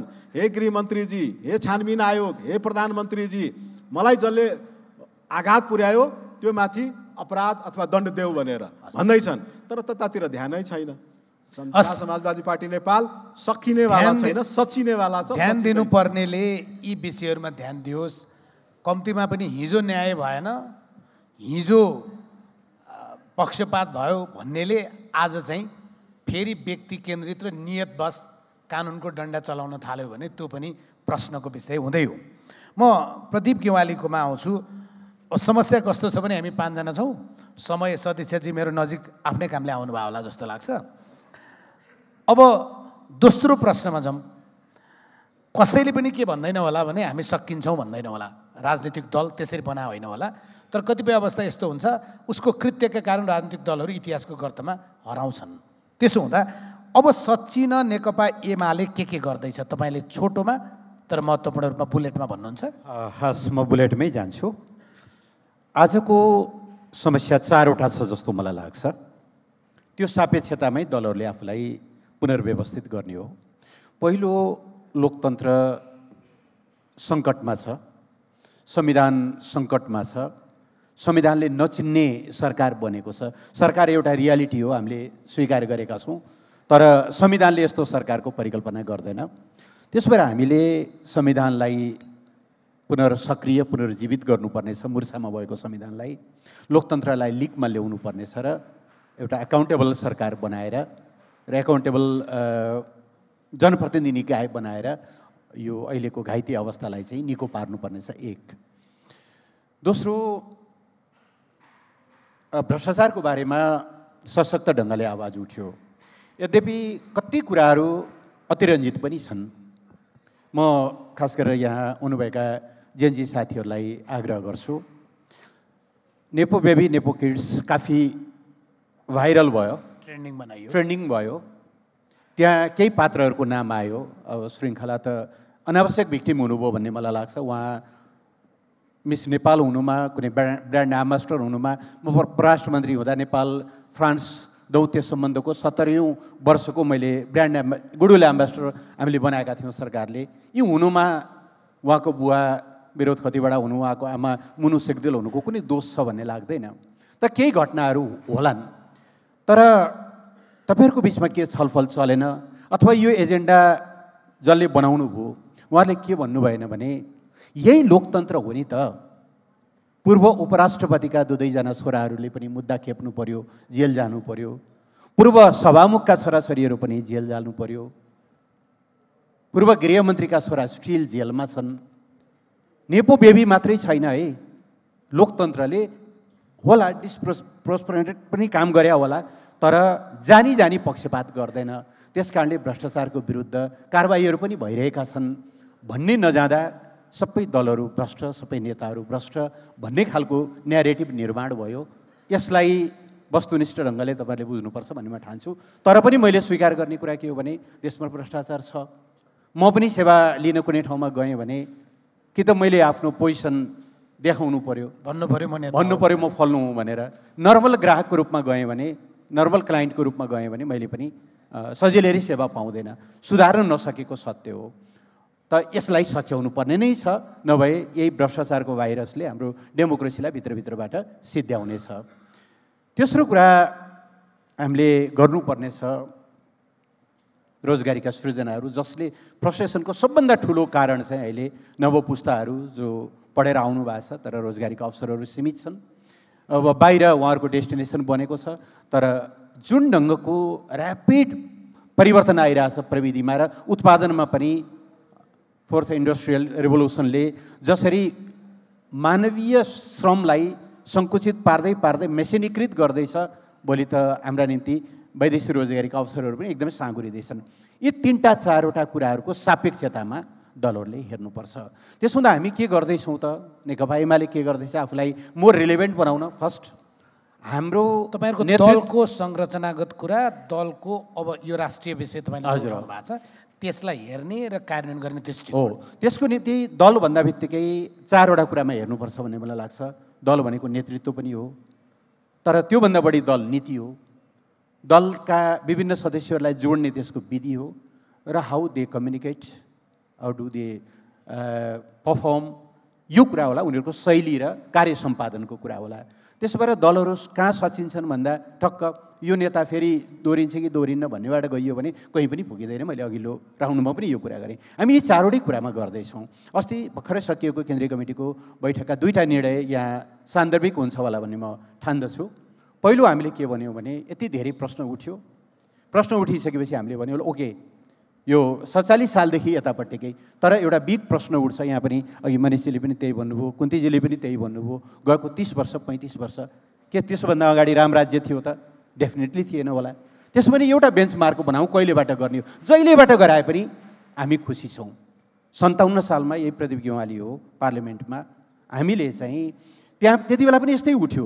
उठिसकेपछि 47 सालदेखि यतापट्टिका सबै नेताहरूको र सबै उच्चपदस्थ कर्मचारीहरूको सम्पत्ति छानबिनका लागि आयोग बनाइयोस् भन्यो हामीले आवाज उठायौँ। भैरव लम्साल, न्यायाधीश भैरव लम्सालको आयोग पनि बन्यो। अब दुर्भाग्य के भयो भने पछि त्यो आयोगबाट चेरी पिक गरेर ज्ञानेन्द्रले कोकला हान्नु छ उहाँले हान्नुभयो। त्यो आयोगको सान्दर्भिकता रहेन। म भन्छु त्यो आयोगको रिपोर्ट अहिले सार्वजनिक गरिदिए हुन्छ। त्यसो भयो भने त्यहाँदेखि यतापट्टिको गर्दा मिल्छ होला जस्तो लाग्छ। जोस् यो सम्पत्ति छानबिन गरौँ एक। दोस्रो, जे जति भ्रष्टाचारका कुरा छन् नि, धेरै चर्चाहरू सुनिए। ललिता निवासको कुरा आयो, व्हाइट बडी आयो, गिरिबन्धु आयो, यति आयो, ओम्नी आयो, लडाकुको क्यान्टनमेन्ट शिविरका कुराहरू आए, ललिता निवास सबै छानबिन गरौँ। हामीलाई के कुरामा चिन्ता छैन भने दोषी कोही रहेछ भने जुन औँलामा विष लाग्छ त्यही औँला झर्छ, हात जोगिन्छ। हामीलाई आफूलाई हामीले गल्ती गरेका छैनौँ भन्ने विश्वास छ। पर्सनली त अघि मैले नभने भए पनि हुन्थ्यो, तपाईँले आफैले भनेका कुरामा आफैलाई विश्वास लाग्दैन होला भन्नुभएको थियो, तपाईँले जनरलाइज गर्नुभयो होला। मलाई गर्व के छ भने म आफ्नो जीवनप्रति एकदम पारदर्शी छु। एउटा मात्रै मन्त्री हुँ म त्यति बेलाको, जसले 2 चोटि मन्त्री हुँदाखेरि जाँदाखेरि पनि सम्पत्ति विवरण सार्वजनिक गरेँ, आउँदा पनि गरेँ, फेरि परराष्ट्र मन्त्री भएँ, जाँदा पनि गरेँ, आउँदा पनि गरेँ। र कुनै पनि संसारको कुनै पनि छानबिन समिति ल्याएर छानबिन गरोस्, मलाई कुनै आपत्ति छैन। तर भ्रष्टाचारको विरुद्ध जानुपर्ने छ। यो 2टा हामीले प्रस्ताव गऱ्यौँ। र तेस्रो, जेनजी साथीहरूलाई हामीले भन्यौँ कि तपाईँहरूको भविष्य लोकतन्त्रमा छ, लोकतन्त्रभित्रै समाधान खोज्नु, शान्तिमा, राष्ट्रिय एकतामा छ। यो जेनजी भर्सेस जेनजेड भर्सेस जेन वाई, जेन एक्स या जेन मिलेनियल के अरे ब्रुमरहरू टाइपले समाजलाई विभाजन भन्दा पनि तपाईँहरूसँग ऊर्जा छ, पुरानो पुस्तासँग अनुभव छ, त्यसको संयोजनबाटै देश बन्छ होला। त्यसबाट निषेधको बाटोबाट होइन। हामी त्यसरी नेतृत्वको बारेमा हामी महाधिवेशनमा छलफल गर्छौँ। नीतिमा फन्डामेन्टल चेन्जेस ल्याउनु पर्ने देखेका छैनौँ, किनभने हामीले अस्ति माघ 20 देखि 22 भदौ 20 देखि 22 सम्म सम्पन्न विधान महाधिवेशनमा हाम्रो देशको रूपान्तरणको समृद्धिको खाका प्रस्तुत गरेका छौँ। हामी त्यसमा ओपनली सिङ्गो समाजसँग छलफल गर्न सक्छौँ। तिम्रो दृष्टिकोण यहाँ बेठिक भयो भने त्यसलाई करेक्सन गर्छौँ र हामीले हाम्रा शैलीहरूलाई सच्याउँछौँ। डेफिनेटली कहीँ न कहीँ ग्याप त रहेको देखियो, कहीँ न कहीँ हाम्रो युवाहरू पार्टीबाट डिट्याच हुनुभएको त देखियो, उहाँहरूको एरोगेन्सी पनि देखियो, आलोचना पनि देखियो। त्यसमा हामी कति जिम्मेवार छौँ बेग्लै कुरा होला, बसेर छलफल गरौँला, तर ग्याप त देखियो नि। त्यो ग्याप मेटाउने गरी हामीले आफूलाई मैले तपाईँसँग तपाईँले सुनिरहेको तर यहाँ भन्न नचाहेको पनि हुनसक्छ, या अप्रत्यक्ष परोक्ष बनाउन चाहेको चाहिँ त्यति बेलाको प्रधानमन्त्री तपाईँको पार्टी अध्यक्ष यो जेनजी मुभमेन्ट पछिको अपेक्षा चाहिँ के थियो भने प्रधानमन्त्रीका रूपमा अब त्यो कानुनी पाटो त एउटा भयो, तर तात्कालीन प्रधानमन्त्री र गृहमन्त्री त जेलै जानुपर्छ भन्ने उठेको माग, अनि उहाँ सेनाको सुरक्षाबाट मकवानपुरबाट गुन्डु आइसकेपछि अनि कम्तीमा पनि उहाँले चाहिँ नेतृत्व छोड्नुहुन्छ भन्ने दोस्रो अपेक्षा। अब अहिले त हुँदा हुँदा उहाँको त्यही पछिल्लो इन्टरभ्यू नै हेर्ने हो भने त्यसमा खास छलफल भएको छैन। मलाई बसिहाल्न चाहिँ नेतृत्वमा त्यति मन छैन, सकेसम्म त म रेस्ट गर्नेवाला छु, तर धेरैले मलाई जसरी चाहिँ अहिले जिस्काइरहेछन् त्यो हिसाबले देख न त भने फेरि बनिदिन्छु टाइपको जे भन्नुभएको छ त्यो चाहिँ अलिक बढी, किनभने केपी ओली आजको दिनमा व्यक्तिभन्दा संस्था पनि हो। त्यो भएर राजेशजी म के भन्छु भने निष्पक्ष छानबिन होस्, नैतिक जवाफदेही लिएर उहाँले भोलिपल्ट राजीनामा गर्नुभयो। प्रधानमन्त्रीको हैसियतले त मलाई लाग्छ त्यो च्याप्टर त्यही क्लोज भयो। पार्टी अध्यक्षको हैसियतले हामीले महाधिवेशनै तय गरेका छौँ, महाधिवेशनले फैसला गर्छ। म त्यसमा धेरै इन्टर गरिनँ, किनभने म समेत पनि एक किसिमले एडवक भएँ। महाधिवेशनका क्यान्डिडेटहरूले मलाई क्यान्डिडेटहरूले विश्वास गरेन, रिप्रेजेन्टेटिभहरूले विश्वास गरेनन् भने म पनि भूतपूर्व हुँला होइन। एनिवे, तर मेरो एउटा प्रश्न छ, छानबिन आयोग बनेको छ, त्यो छानबिन आयोगको इम्पार्सलिटीको बारेमा हाम्रा गम्भीर प्रश्न छन्, किनभने आयोग अध्यक्षज्यूले पहिल्यै आफ्नो बायस देखाउनु भयो। उहाँले पछि डिसन पनि गर्नु भएन, लेखियो भावनामा, तर म यो मन्दिरभित्र पसेपछि मैले जुत्ता बाहिरै फुकालेँ है, मेरो बायसको जुत्ता बाहिरै फुकालेँ, म प्रति शङ्का नगर्नुहोस् भनेर अपिल गरे भए पनि त मेबी हामीले रिभ्यू पनि गर्थ्यौँ होला, रिथिङ्क पनि गर्थ्यौँ होला। उहाँले त पहिल्यै फैसला गरिदिनु भयो, न्यायाधीशै हो, त्यो आयोगमाथि हामीलाई शङ्का छ। तर साँच्चै नै निष्पक्ष छानबिन भएर तत्कालीन प्रधानमन्त्रीको हैसियतले, गृहमन्त्रीको हैसियतले उहाँहरू दोषी देखिनुभयो भने राजीनामा गरेर मात्रै पुग्ने हो र?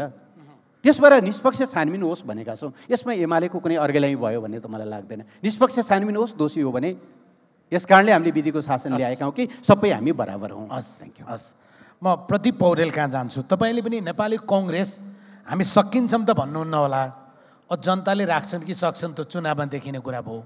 तपाईँहरूले चाहिँ अब आफूलाई हामी यो मुभमेन्टले हामीलाई यो सन्देश दियो। तथापि एउटा आनन्द तेलतुम्डेको एउटा आर्टिकल तपाईँहरूले पनि पढ्नुभयो, आउटलुक इन्डिया आउटलुकमा एउटा आर्टिकल छ, त्यहाँ प्रयोग गरेको एउटा बडो इम्पोर्टेन्ट लाग्छ मलाई त्यो स्टेटमेन्ट छ होइन। त्यहाँ उनको लेखाइ छ, the Gen Z movement of Nepal and its impacts will be the nostalgia in the history होइन। यदि हामी यही बाटो गयौँ भने यो नोस्टाल्जिया मात्रै हुनसक्छ, त्यो हाम्रो लागि डरलाग्दो कुरा होला। त्यो हुँदै गर्दा कङ्ग्रेसले चाहिँ यसलाई एउटा बेन्चमार्क मानेर हामी सुध्रिने ठाउँ यही हो भनेर, अहिले तपाईँले भने एउटा कुरा चाहिँ मलाई त्यही बेला प्रति प्रश्न गर्न मन थियो, कति गरे जस्तो लाग्छ होइन। सभापति त तपाईँहरू फेरिहाल्नुहुन्छ नि, विधानले 2 कार्यकालभन्दा तेस्रो नबनाउने भनेको छ, त्यसो भएर उहाँ उठ्नुहुन्न होला। तात्विक रूपमा जनताले अनुभूत गर्ने कङ्ग्रेसमा परिवर्तन चाहिँ के हुन्छ अब भने क्या सच्चाइ चाहिँ के हुन्छ? हजुर फेरि धन्यवाद। खास गरी मैले अगाडि पनि केही कुरा राखिसकेको छु। अहिले यो विशेष गरी पुराना राजनीतिक दलहरूमा त्रुटि देखिएको छ, सचिनुपर्ने आवश्यकता छ र मुख्य गरी त्यहाँको नेतृत्व जुन धेरै अगाडिदेखि राज्य सत्तामा बसेर शक्तिशाली बनिरहेको छ, त्यो नेतृत्व फेरि निरन्तरताका निम्ति प्रयास गरेको स्थिति छ। यो पार्टीमा नेतृत्व लोकप्रिय हुने, जनतामा त्यो नेतृत्व अलोकप्रिय हुने। पार्टीमा नेतृत्व लोकप्रिय हुनका निम्ति जनताका विषय उठाइरहन नपर्ने त म भन्दिनँ, तर जनतालाई महसुस हुने गरी उठाइरहन नपर्ने हो कि, त्यो एउटा गम्भीर प्रश्न छ। जस्तै यही जेनजी आन्दोलनले राजनीतिक नियुक्तिहरू चाहिँ राजनीतिक ढङ्गबाट हुनु भएन राइट वेन राइट प्लेस भनेर उहाँहरूले भन्नुभयो। राजनीतिक नेतृत्व बलियो हुनको एउटा प्रमुख कारण त्यो पनि हो। त्यसकारण अब यसमा संविधानमा धेरै कुराहरू लेखिएका छन्, ती लेखिए बमोजिम व्यवहार भइरहेको छैन। संविधानकै विषय समस्या हुन् भन्दा पनि व्यवहार समस्या हो। अहिले रक्षाजीले भन्नुभएको प्रवृत्ति परिवर्तन गर्न जरुरी छ। अब फेरि पनि परिवर्तनका निम्ति लेखिने त त्यही डकुमेन्ट हो, अक्षरहरू हुन्। ती लेखिएका अक्षरहरू व्यवहारमा कसरी लागू हुन्छन् त्यो चाहिँ महत्त्वपूर्ण कुरा हो। यो लामो यात्राबाट अनुभव भएको विषय के हो भने नेपालमा दलतन्त्र पो भयो कि, दलका नेता मठाधीश पो भयो कि, हामीले व्यवस्था गरेको समानुपातिकको प्रयोग गर्नु कसरी पर्ने थियो, प्रयोग कसरी भयो हैन, यी विभिन्न ठाउँका नियुक्तिका प्रक्रिया के गर्नुपर्ने थियो, नियुक्ति कसरी भयो, दलले जनतासँग व्यवहार कस्तो गर्नुपर्ने थियो, कस्तो व्यवहार भयो, यी चाहिँ निर्णय गर्ने लेख्ने विषय भन्दा पनि महसुस गर्ने विषय हुन् भन्ने मलाई लाग्छ। अब राज्यको कुनै आधिकारिक संस्था दल होइन, तर व्यवस्थाको मुख्य अंश दल हो। व्यवस्थाको त्यो मुख्य अंश नसुधारिएसम्म व्यवस्था सुधारिँदैन, यो सुधार हुँदैन। अब दलको प्रक्रिया उसको विधान छ, उसकै विधानबाट नेतृत्व आएको स्थिति छ। अब त्यो विधानबाट त्यो प्रक्रियाबाट आएको नेतृत्व अलोकप्रिय भयो, म्यान्डेट पाएको होइन भन्न पनि मिलेन, लोकप्रिय भएकै कारणले आएको। त्यसैले अब दल सुधार्ने कुरा चाहिँ अबको प्रवृत्ति बदल्ने कुराको एउटा पहिलो र महत्त्वपूर्ण विषय हो। त्यसका लागि चाहिँ के गर्नुहुन्छ त? त्यसमा नेपाली कङ्ग्रेसको सन्दर्भ मैले अघि पनि अलिकति भनेको थिएँ। अब नेपाली कङ्ग्रेस पार्टी नेपालमा बहुदलको दलीय व्यवस्थाको, आम नागरिकको राजनीतिक अधिकारको अथवा यी विभेदहरू अन्त्य गर्ने सवालको सबभन्दा पहिले आवाज उठाउने पार्टी हो। यो पार्टी पनि होइन, एउटा अभियान हो। त्यो समयमा त्यो सबैको ब्याज खाइसक्नु हो होइन, मतलब त्यो एउटा इतिहास हो। ब्याज भनेको व्यक्तिले खाने यस्तो हो, यो पनि मिल्दैन। यो नेपाली कङ्ग्रेस पार्टी मेरो होइन। म नेपाली कङ्ग्रेस जस्तै कुनै पनि व्यक्ति पार्टीको सभापति हुनुहुन्छ, त्यो उहाँको पनि त्यो पार्टी होइन, त्यो त सार्वजनिक संस्था हो। त्यहाँ लाग्ने केही मान्छेले पद पाएर त्यसको ब्याज खायो भनेर भन्न मिल्दैन। त्यो हुने व्यक्तिले इतिहासमा त्यो पार्टी जस्तो थियो आफ्नो नेतृत्वमा त्यस्तो राख्न सके कि सकेन, भविष्यको पुस्तालाई त्यो पार्टी त्यसरी नै हस्तान्तरण गर्न सके कि सकेन, महत्त्वपूर्ण विषय त्यो हो भन्ने मलाई लाग्छ। त्यसैले नेपाली कङ्ग्रेसको सन्दर्भमा चाहिँ हाम्रा विधि प्रक्रियाहरू एकदमै लोकतान्त्रिक छन्। त्यति लोकतान्त्रिक हुँदा पनि जनअपेक्षा तपाईँको पार्टी यति लोकतान्त्रिक छ, जेएनजीहरू तपाईँको पार्टीको सभापति लड्न पाउँछन्? अब त्यसमा अब मैले भन्दा चाहिँ तुलनात्मक हिसाबले खुकुलो छ। हेर्नुहोस् त कस्तो बोली अड्किएको होइन, त्यो मैले नभएको कुरा गर्ने कुरा होइन। लोकतान्त्रिक भनेको यो तपाईले सेन्ट्रल कमिटीमा हुन त त्यो हाम्रो पार्टीको पाइँदैन भने तपाईँहरूको महाधिवेशन प्रतिनिधि तय गर्ने विधि छ। हो, मैले अघि नै भने एमालेले बरु 40 वर्ष मुनिको अहिले कोठा नै छुट्याइदिएको छ क्यारे होइन, मैले अघि नै पनि भने यो दलतन्त्र, दलको नेतृत्व मठाधीश भएको कुरा मैले अघि नै तपाईँसँग गरिसकेँ। त्यसैले तुलनात्मक हिसाबबाट जस्तै हामीहरूको क्षेत्रीय प्रतिनिधि तल मान्छे जो आउँछ त्यहाँबाट निर्वाचित भएर आउँछ। तपाईँले भनेको पक्षको पनि मैले प्रस्ताव गरेर केन्द्रीय समितिमा त्यो पेश गरिसकेको छु। जेएनजीलाई पनि समेटला एकछिनलाई। अब एकछिन म पुरा गर्छु। त्यहाँ जेएनजी गयो, जेएनजी गएर नेतृत्वले खोजेको जस्तो जेएनजी भइदिने हो कि आम जनताले खोजेको जस्तो जेएनजी हुने हो? त्यसको प्रक्रिया कस्तो छ भने नेतृत्वले खोजेको जस्तो जेएनजी भइदिने। छन त नेभी सङ्घ पनि छ, तरुण दल पनि छ, युवा सङ्गठनहरू पनि छन्। हिजो चाहिँ वास्तवमा हरेक आन्दोलनमा अहिले जेएनजीको नाममा भयो, तर हिजो 7 दलको आन्दोलनमा नाममा जुन आन्दोलन भयो त्यसमा अग्रपङ्क्तिमा हुने पनि त्यो बेलाका जेएनजी नै हुन् होइन। त्यो चाहिँ युवा सङ्गठन, विद्यार्थी सङ्गठनका मान्छे नै हुन्। 7 सालका पनि जेएनजी नै हुन्। 46 सालका पनि जेन्जी नै। तर मैले भन्न खोजेको चाहिन्छ, पदमा पुग्दा युवा नचाहिन्छ। हो, मैले भन्न खोजेको समग्र प्रक्रियामा यस्तो मनोविज्ञान हुनु पर्यो कि आम नागरिकले के अपेक्षा गरेको छ। हाम्रो अहिलेको राजनीतिले के गर्यो भने संसदको अङ्कगणितलाई मात्रै ध्यान दियो, संसदको अङ्कगणितलाई मात्रै ध्यान दिएर पब्लिकले के भनेको छ, पब्लिकको के चाहना छ। फेरि अहिले कस्तो भयो भने डिस्कर्ड, अहिले त अब डिजिटलाइजेसनको यति धेरै प्रभाव भयो कि अब ठुलो पार्टी, देशभरिको पार्टी, यति सदस्य भएको पार्टी, यो सबै बेकार भयो। यो जेन्जी आन्दोलनमा त्यो पार्टी पनि थिएन, कमिटी पनि थिएन, सदस्यता लिएका मान्छे पनि होइनन्। एउटा प्रविधि डिस्कर्डभित्र उहाँहरू सङ्गठित हुनुभयो, विचारको मन्थन गर्नुभयो, हजारौँ मान्छे त्यहाँ सहभागी हुनुभयो, देश उथलपुथल भयो।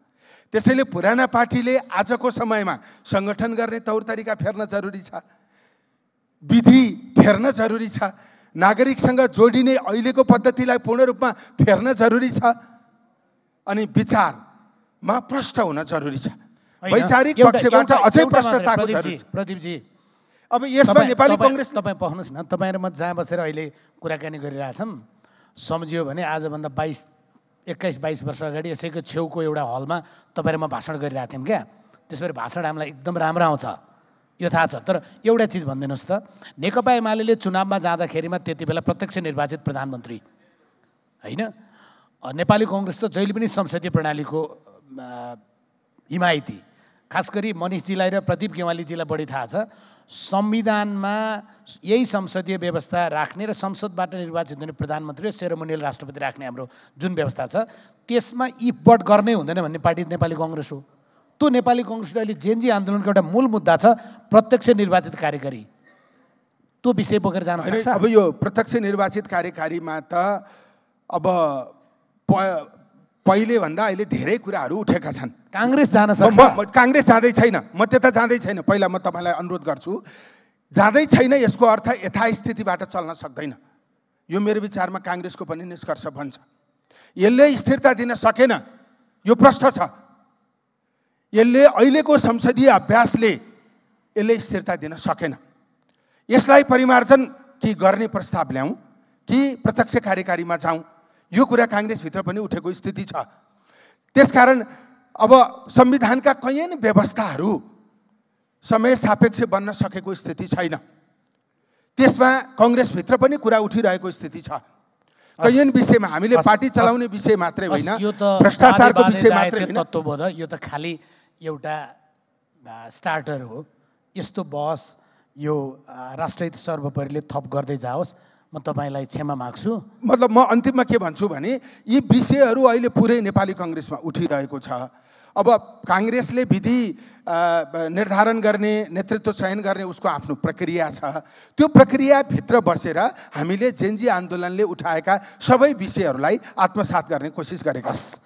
सन्तोषजी कहाँ जान्छु, तपाईँहरू चाहिँ जेन्जी मुभमेन्ट पछाडि फेरि यी वैकल्पिक राजनीतिक दल विकल्पमा पछिल्लो दिन सार्वजनिक जीवनमा र सामाजिक सञ्जालमा अलि बढी पत्याइएका भनेका मान्छेहरूलाई जोड्ने र चुनावमा जाने, त्यो कुरामा बढी ध्यान दिए जस्तो। नेतृत्वको सवालमा त यो दुईवटा अरू संस्था छ, म नामै चाहिँ लिन्न, एउटा शिक्षासँग सम्बन्धित, एउटा पत्रकारितासँग सम्बन्धित। तपाईँहरू कहाँ पनि सभापति चाहिँ त्यस्तै हो भन्ने कुरा पनि आछ होइन। तपाईँहरू चाहिँ के गर्नुहुन्छ अब सच्चिनलाई, कि तपाईँहरू सच्चिन जरुरी नै छैन? अब यो एकदमै महत्त्वपूर्ण प्रश्न हो। म यसमा मलाई यो तर समयले मलाई लखेटेको म आउँछु। यो जेन्जी आन्दोलनले दुईटा निकै राम्रो सन्देश दिएको छ भन्ने लाग्छ मलाई। एउटा, लामो समयसम्म एउटै व्यक्ति पार्टीको नेतृत्वमा बसिरहने कुरा खारेज गरेको छ, एउटा कुरा। दोस्रो कुरा, राजनीतिक रूपमा हामीले जसरी अघि प्रदीप दाइले भन्नुभयो दलीय तन्त्र गऱ्यौँ, जसरी राज्यका विभिन्न संस्थाहरूलाई जसरी पार्टीले क्याप्चर गर्यो त्यसलाई खारेज गरेको छ। यो दुईटा निकै महत्त्वपूर्ण सन्देश दिएको छ र अबको नेपाली राजनीति त्यसरी जाँदैन भन्ने मलाई लाग्छ। र रासोपा जेन्जीको यो सन्देशलाई आत्मसात गरेर अब उपरान्त नेपालको राज्य कला त्यतातिर लानु हुँदैन, त्यसो गर्नु हुँदैन भन्ने ठाउँमा राष्ट्रिय स्वतन्त्र पार्टी प्रतिबद्ध छ, एउटा कुरा। अर्को कुरा जेनजी आन्दोलनले खारेज गरेको छ, स्थापित गरेको छैन। अब स्थापित गर्ने कुरा चाहिँ नि राजनीतिक पार्टीहरूको जिम्मा हो भन्ने मलाई लाग्छ। यसले भ्रष्टाचारलाई खारेज गरेको छ, कुशासनलाई खारेज गरेको छ, नातावादलाई खारेज गरेको छ, कृपावादलाई खारेज गरेको छ, अमुक जाति समुदाय भाषा संस्कृतिको मात्रै नेतृत्व हुने कुरालाई खारेज गरेको छ। स्थापित गर्ने कुरा चाहिँ अब राजनीतिक पार्टीहरूको सबैभन्दा ठुलो चुनौती हो भन्ने मलाई लाग्छ। यसर्थ जेनजी साथीहरूसँग सहकार्य गरेर नेपाली समाजलाई अझ लोकतान्त्रिक बनाउने, नेपाली समाजलाई अझ अग्रगमनतिर लाग्ने, प्रगतिशील बनाउने, समावेशी बनाउने, सबै जाति सबै भाषा सबै संस्कृति लैङ्गिक पनि, यो त यस्तो पनि देश हुन्छ हेर्नुहोस् तपाईँको तथ्यले नै हामीलाई त बर्बाद गरिरहेको छ भनेको एउटा समुदाय जसको यो यस्तो देश हो, यो कुनै पनि बहुमत कुनै पनि जाति समुदाय बहुमत भएको देश होइन। तर एउटै जाति एउटै समुदाय एउटै लिङ्ग अघि समुदायले भन्छ बारम्बार यो राज्य सत्तामा भइरहनु, यो पनि जेनजी आन्दोलनले खारेज गरेको छ भन्ने मलाई लाग्छ। यसर्थ आज जेनजी आन्दोलनले जे वातावरण बनाएको जुन राजनीतिक अवस्था सिर्जना गरेको छ, यद्यपि यसमा भएका विध्वंसहरू यसमा भएका हिंसाहरू त्यो आफैमा त्यो ग्राह्य छैन। त्यो एउटा लोकतान्त्रिक म जतिको म फेरि असाध्यै लोकतन्त्रप्रति निष्ठावान मान्छे, संविधानप्रति असाध्यै प्रतिबद्ध हुनुपर्छ। किन हाम्रो लागि आधार नै त्यही हो। आज यो राज्य छ भने हामीसँग संविधान छ, त्यो संविधानले निर्माण गरेको एउटा सामाजिक करार छ भन्ने लाग्छ। यसर्थ अन्तिममा मैले भने राष्ट्रिय स्वतन्त्र पार्टी जेनजी आन्दोलनले स्थापित गरेका यी सन्देशहरूसँग र जेनजीले कल्पना गरेको नेपाल बनाउनलाई हामी प्रतिबद्ध रहेर अझ लोकतान्त्रिक भएर अझ कर्मठ भएर अघि यहाँले भनेको ढोङ नगरिकन, हामीलाई ढोङले धेरै बिगारेको हो, ढोङ नगरिकन एकदमै पारदर्शी भएर राजनीति अगाडि बढाउँछ। अब चाहिँ काङ्ग्रेसको काँधमा कहिले कहिले एमालेको काखमा कहिले माओवादीको लेपमा जाने कि नजाने होइन, त्यो चाहिँ नि हामीले आजको हाम्रो संसदीय प्रणालीलाई हामीले अवमूल्यन गऱ्यौँ भने अथवा त्यसको सीमिततालाई बुझेनौँ भने सिधा साधा यसरी प्रश्न गर्न हुन्छ। होइन भने त त्यो सहकार्य पनि मैले त भन्ने गरेको छु, हामीले गऱ्यौँ के भने जहाँ प्रतिस्पर्धा गर्नुपर्ने थियो त्यहाँ चाहिँ सहकार्य गऱ्यौँ, जहाँ सहकार्य गर्नुपर्थ्यो त्यहाँ चाहिँ हामीले प्रतिस्पर्धा गऱ्यौँ। भनेको चुनावमा प्रतिस्पर्धा गर्नुपर्ने थियो त्यहाँ चाहिँ सहकार्य गऱ्यौँ, संसदमा सहकार्य गर्नुपर्ने थियो त्यहाँ चाहिँ प्रतिस्पर्धा गऱ्यौँ। यो गलत बाटोमा हामी थियौँ भन्ने लाग्छ। फेरि पनि आजको हाम्रो व्यवस्थाले निर्माण गर्ने संसदमा फेरि पनि हामी त्यो ठाउँमा पुग्यौँ भने देश र जनताको हितमा कहिले काङ्ग्रेससँग सहकार्य हुन्छ, कहिले एमालेसँग हुन्छ, कहिले माओवादीसँग हुन्छ। त्यो हाम्रो व्यवस्थाले सिर्जना गरेको बाध्यात्मक अवस्था हो। अर्को तपाईँले भन्नुभएको थियो एउटै व्यक्ति सभापति आजीवन हुने अथवा लामो समय बस्ने हामी नेतृत्व बनाउन भन्नुभएको थियो। तपाईँले यो जिब्रो चिप्लिएर भन्नुभयो कि तपाईँको कार्यवाहक सभापति अरूले चाहिँ उहाँहरूको जिब्रो चिप्लिया? अब मेरो लागि चाहिँ नि म एकदमै जिम्मेवारीताका साथ यहाँलाई भन्छु, विकल्प नहुने भन्ने लोकतन्त्रमा हुँदैन। अब बुझ्नु यति धेरै कुरा बुझ्नुहुन्छ, सामाजिक सञ्जालमा मजाले गाली खानुहुने भयो, केही फरक पर्दैन। किनभने हेर्नुहोस् हामीले काहीँ न काहीँ एउटा चुनौती लिएर समाजलाई एउटा चेतनामा एउटा संस्कारमा त लानै पर्छ। हामी अघि पनि यहाँ समुदायसँग हाम्रो अघि कुरा पनि भयो कि हामीले गर्नुपर्ने कुराहरू गरेनौँ, निर्माण गर्नुपर्ने संस्कृति निर्माण गरेनौँ। यति सङ्कीर्ण भयो कि आज हामी हाम्रै सङ्कीर्णताले हामीले नै सिर्जना गरेको कुराहरूले हामी लडेका छौँ, हामी घाइते भएका छौँ। तपाईँसँग क्षमा माग्छु। कुन्ती साईकोमा आउँछु। दलको महामन्त्री हुनुहुन्छ, पक्का जिम्मेवारी पूर्ण रूपबाट जवाब दिनुहुन्छ, दिइरहनु भएको छ। यो जेनजी मुभमेन्ट पछाडि अब राप्रपा ती पुरानै एजेन्डालाई फेरि पनि बोकेर हिँड्ने हो कि यो जेनजी मुभमेन्टले तपाईँहरूको एजेन्डालाई पनि रूपान्तरण गर्यो, तपाईँहरूको अबको योजनालाई पनि रूपान्तरण गर्यो, के छ? जेनजी आन्दोलनपछि राप्रपाभित्र योजना रूपान्तरण हुन्छ। एजेन्डा अझै सशक्त रूपले राष्ट्रिय आवश्यकता हो भन्ने मैले चाहिँ महसुस गरेको छु, समाजले नै महसुस गरेको छ भन्ने मैले बुझेको छु। त्यसैले म आग्रह गर्छु, मैले पार्टी राप्रपाको एउटा महामन्त्रीको हैसियतले मात्र भनेको छैन, यो देशको स्वतन्त्र नागरिकको हैसियतले अहिले पनि म भन्छु दलको विकल्प दल हो, लोकतन्त्रको विकल्प अरू हुन सक्दैन। तर लोकतन्त्रभित्रको चरित्र निर्माण गर्ने क्रममा यो देश निर्माण गर्नका लागि सबै शक्तिको आवश्यक पर्छ कि पर्दैन? राष्ट्रिय एकता चाहिन्छ कि चाहिँदैन? राष्ट्रिय एकताको लागि अभिभावकत्व लिने संरचना चाहिन्छ कि चाहिन्न भन्ने प्रश्न नेपाली मनमा छ। त्यसैले म आग्रह गर्छु दलहरूसँग, दलको विकल्प छैन, लोकतन्त्रको विकल्प छैन, समावेशिताको विकल्प छैन, सामाजिक न्याय अझै सशक्त ढङ्गबाट प्राप्ति हुनुपर्छ भन्ने मान्यतासहित सबै शक्तिहरूलाई एक ठाउँमा राखेर राष्ट्र निर्माण गर्नका लागि शासन प्रणालीभित्र संविधान सुझाव आयोग निर्माण गरेर यो हेर्नुहोस् 16,000 जनताको रगतबाट निर्माण भएको गणतन्त्र 72 घण्टा टिक्न नसकेर जेएनजीहरूको आहुतिबाट फागुनमा निर्वाचन गर्नका लागि मात्र हो भन्ने मैले बुझेको छैन। सामाजिक मनोविज्ञान त्यो होइन र अहिलेको पनि त्यो माग होइन भन्ने मैले बुझेको छु। हुन त अमेरिकामा पनि जेएनजी आन्दोलनपछि 2वटा जेएनजीहरू निर्माण भए।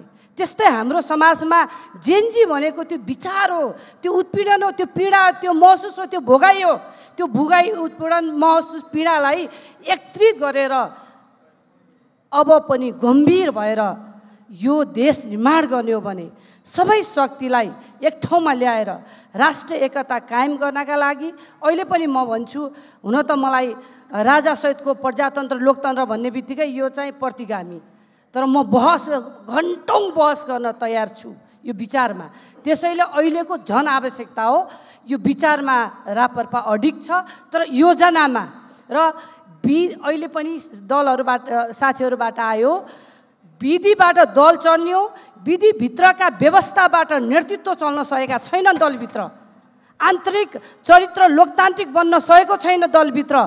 यो स्टेक होल्डर दल हो, एउटा देश निर्माण गर्ने सशक्त, र दलका नेता मात्र सच्चिने होइन, जनता पनि सच्चिनुपर्छ। जनचेतना जुन किसिमले अहिले सशक्त भएको जनचेतना छ, त्यो जनचेतना सामाजिक सञ्जालमा रमाउने र भ्रमबाट अहिले चाहिँ भाइरल हुने प्रवृत्ति होइन, मानवीयता देखाउने स्वभाव निर्माण गर्नुपर्ने छ। ह्युम्यानिटी भाइरल बन्ने कि ह्युम्यानिटी बन्ने?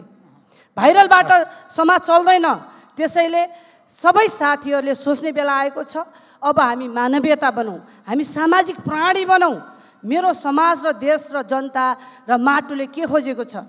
मैले समृद्ध देश निर्माण गर्ने हो भने मेरो देशको जनताको आर्थिक अर्थतन्त्र बलियो बनाउनका लागि जनशक्ति चाहिन्छ होला नि। युवाहरूलाई अब हेर्नुहोस्, युवा मात्र होइन, केही यो देशमा उद्योग धन्दा चलाउँ भन्ने उद्योगीहरू बाहिरिँदैछन्। भोलि यो देश निर्माण गर्न लागि सबै क्षेत्र चाहिन्छै चाहिन्न। युवाको श्रम चाहिएला, कामदारहरू चाहिएलान्, उद्योग व्यवसाय खोल्ने त्यो स्किल क्षमताहरू चाहिएला। त्यो निर्माण गर्नका लागि अब हामी गम्भीर हुने बेला भएको छ। राष्ट्रिय प्रजातन्त्र पार्टी त्यतैतिर लाग्छ, हामी गम्भीर भएको। तपाईँको भावनामा हाम्रो खास गरी देश बनाउन युवा चाहिन्छ, उनीहरू उद्यमशीलतामा लाग्नुपर्छ। यो आन्दोलनपछि उद्योगीहरू देश छोड्ने अवस्था बनेको छ, त्यसमा हामी एकाकार नै छौँ। म मनिष सुमनकोमा जान्छु। एउटा ऐनीदेखि यहाँ जोडिरहेको कुरा छ मनिषजी, तपाईँहरूले सुरुमै भनेको यो संविधानसँग तपाईँहरूले आपत्ति गर्दै आउनुभयो निश्चित प्रावधानहरूमा। काङ्ग्रेस र एमाले सरकार बनाउँदा 7 बुँदामा संविधान संशोधनको विषय पनि कुरा गरे हो, तर त्यो अगाडि बढेन, सत्ताको हतियार जस्तो मात्रै बन्यो। अब चाहिँ यो राजनीतिक दलहरूको सुधारलाई या मुलुकलाई सुधार्नका लागि पनि यो संविधान संशोधनको विषय पनि जोडेर तपाईँको अभिव्यक्ति के हो? निश्चय पनि यो संविधान यथास्थितिमै हामीले यसरी गरिराख्यौँ भने यो जेएनजी आन्दोलन अन्तिम थियो, यसलाई कथा लेखेर यसलाई बन्द गरिदेऊ भन्ने हुनै सक्दैन। हेर्नुहोस्, सकिन कोही चाहँदैन, सब सचिन चाहन्छ। तपाईँ पत्रकार हो, पत्रकारिता क्षेत्रमा पनि तपाईँले आजसम्म गरेका सबै अध्ययन पूर्ण हुन् भन्ने छैन।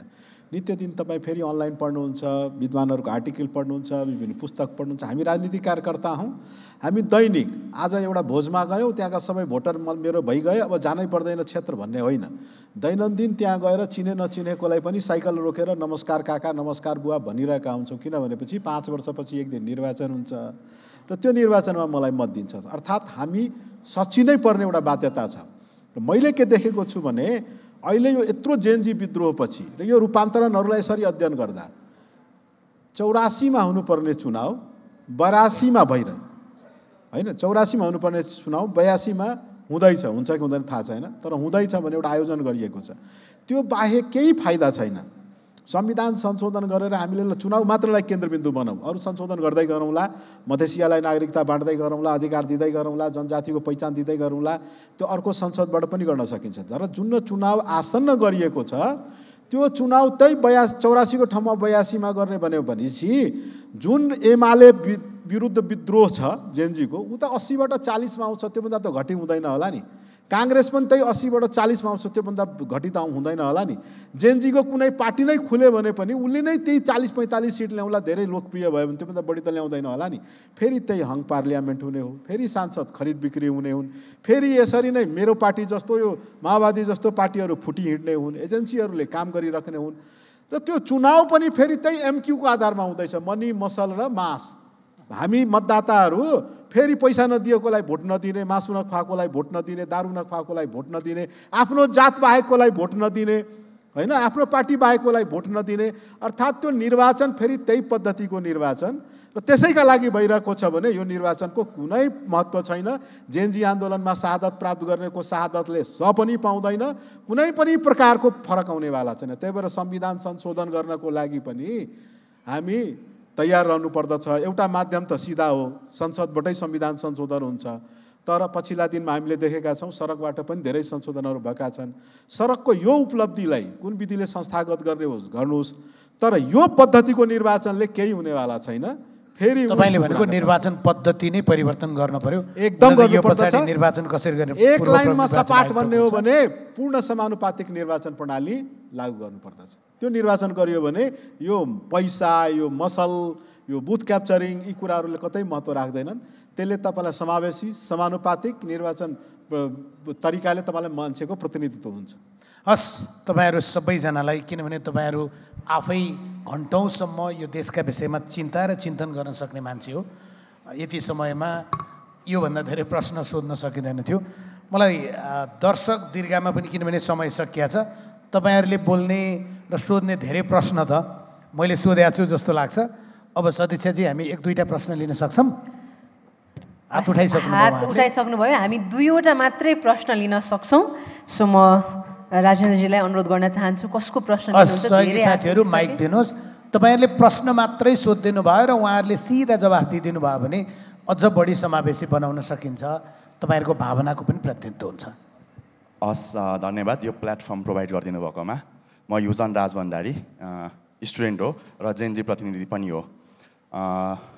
मेरो प्रश्न चाहिँ सम्पूर्ण यहाँ दलहरूको प्रतिनिधित्व गरेर आउनु भएको छ जस्तो मैले महसुस गरेँ, एउटा व्यक्ति भन्दा पनि।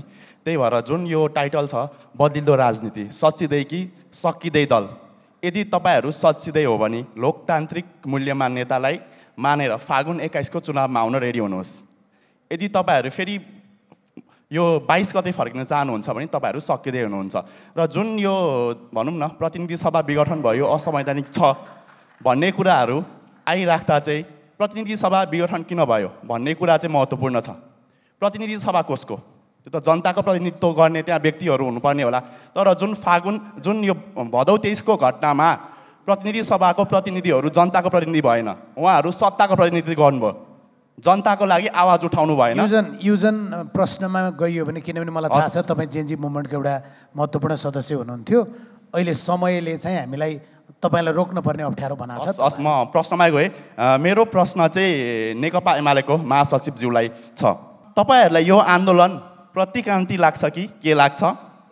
आन्दोलनकारी तपाईँहरूको लागि आतङ्ककारी कि परिवर्तनको सम्भाग हो? अर्को दोस्रो प्रश्न, गोली हान्न आदेश दिने हत्यारा कि राजनेता? धन्यवाद। हस्, माइक दिनुहोस् त, एकैचोटि जवाफ दिउँ। नमस्ते यहाँ सबैजनालाई, मेरो नाम ह्याप्पी काफ्ले। मेरो प्रश्न चाहिँ नेपाली काङ्ग्रेसको जो रिप्रेजेन्टेटिभ हुनुहुन्छ उहाँको लागि छ, होइन? हजुरले भन्नुभयो 46 सालदेखि, जुन 46 इयर्सदेखि चाहिँ छानबिन गर्नुपर्छ र छानबिन हुनुपर्छ भन्ने जुन हजुरको आयो, होइन? That's very good. तर जुन तपाईँकै सभापतिको घरबाट नोटको बिटाका बिटा पैसा जले, त्यसलाई चाहिँ तपाईँहरूले एआईले बनाएको फेक भिडियो भनेर जुन एउटा भाष्य क्रिएट गरियो, त्यो चाहिँ हामी जनता, सर्वसाधारण नेपाली जनताले कहिलेसम्म पत्याउनु पर्ने हो र कहिलेसम्म पत्याइदिइराख्नु पर्ने हो? प्लिज त्यो चाहिँ मलाई क्लियर अप गरिदिनु होला। धन्यवाद। हेलो, नमस्ते, मेरो नाम किरण चन्द्रपुन, म चाहिँ रुकुम पश्चिमदेखि। मेरो प्रश्न चाहिँ प्रदीप ग्यावालीजीलाई छ। मलाई चाहिँ व्यक्तिगत रूपमा हेर्दै गर्दाखेरि प्रदीप ग्यावाली एकदमै शालीन, भर्द, सबैले मन पराएको व्यक्ति, होइन? शालीन बोल्ने व्यक्ति हुनुहुन्छ, उहाँको स्वभावले गर्दाखेरि सबै प्रभावित छौँ। तर उहाँ जस्तो व्यक्तिलाई चाहिँ यस्तो क्षुद्र, एकदमै आडम्बर, एकदमै अहङ्कार बोकेको, अरूलाई मान्छे नगन्ने र आत्ममुग्धतामा रमेको केपी शर्मा ओलीको नजिक बसिरहनु पर्ने, उहाँलाई बोकिरहनु पर्ने, यो व्यक्तिगत लोयल्टी हो कि राजनीतिक लोयल्टी हो? राजनीतिक लोयल्टी र व्यक्तिगत लोयल्टीमा त फरक अवस्था हुन्छ। त्यसैले म जान्न चाहन्छु यस्तो शालीन भद्र व्यक्तिहरूको, तपाईँ जस्ता व्यक्तिहरूको आजको केपी शर्मा ओली निर्माण गर्नुमा तपाईँहरूको पनि त भूमिका छ नि। यसमा चाहिँ सरले के भन्नुहुन्छ? बुझ्यो होला। हामी समयको पाबन्दीले गर्दाखेरि अरू प्रश्नहरू लिन सक्दैनौँ, त्यसै कारण म भलन्टियर बहिनीहरूलाई अनुरोध गर्न चाहन्छु।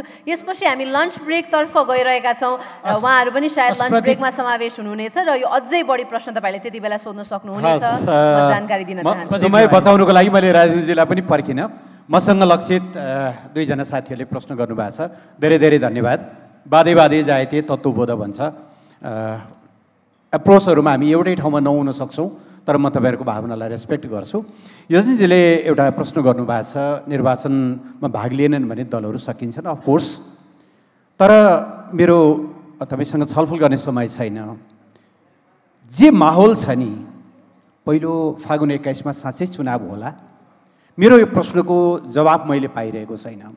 अब एक ठान चुनाव हुने हो भने त 2062 साल माघ 20 हो जस्तो लाग्छ। ज्ञानेन्द्रले चुनाव गराउनु भएको थियो, मेयरहरू चुनिनु भएको थियो, भएन त्यो। चुनावको मर्म भनेको, यहाँ सायद नेक्स्ट सेसनमा नीलकण्ठ उप्रेतीजी पूर्व प्रमुख निर्वाचन आयुक्त यहाँ हुनुहुन्छ, चुनावको मर्म भनेको निष्पक्षता, भयरहितता र स्वच्छता हो।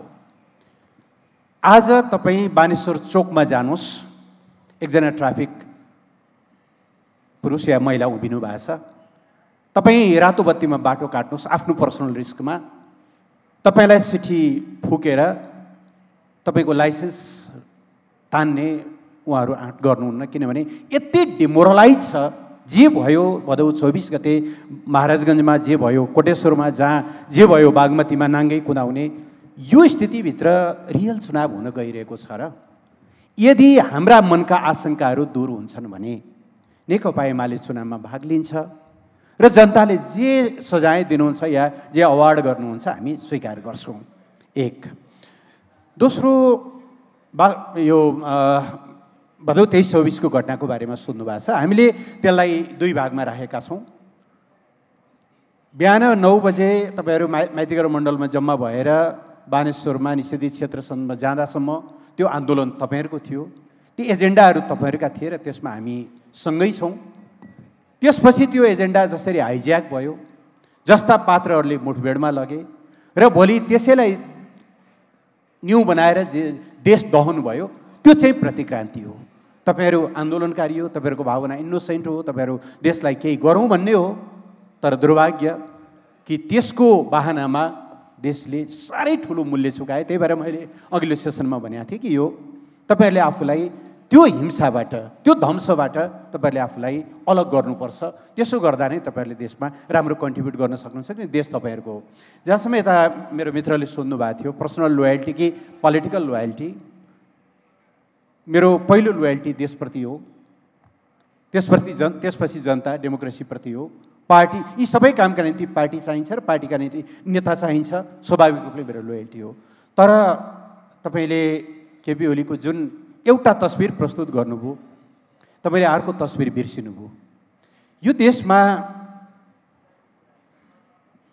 72 साल वैशाख 12 गते विनाशकारी भूकम्प भएको थियो।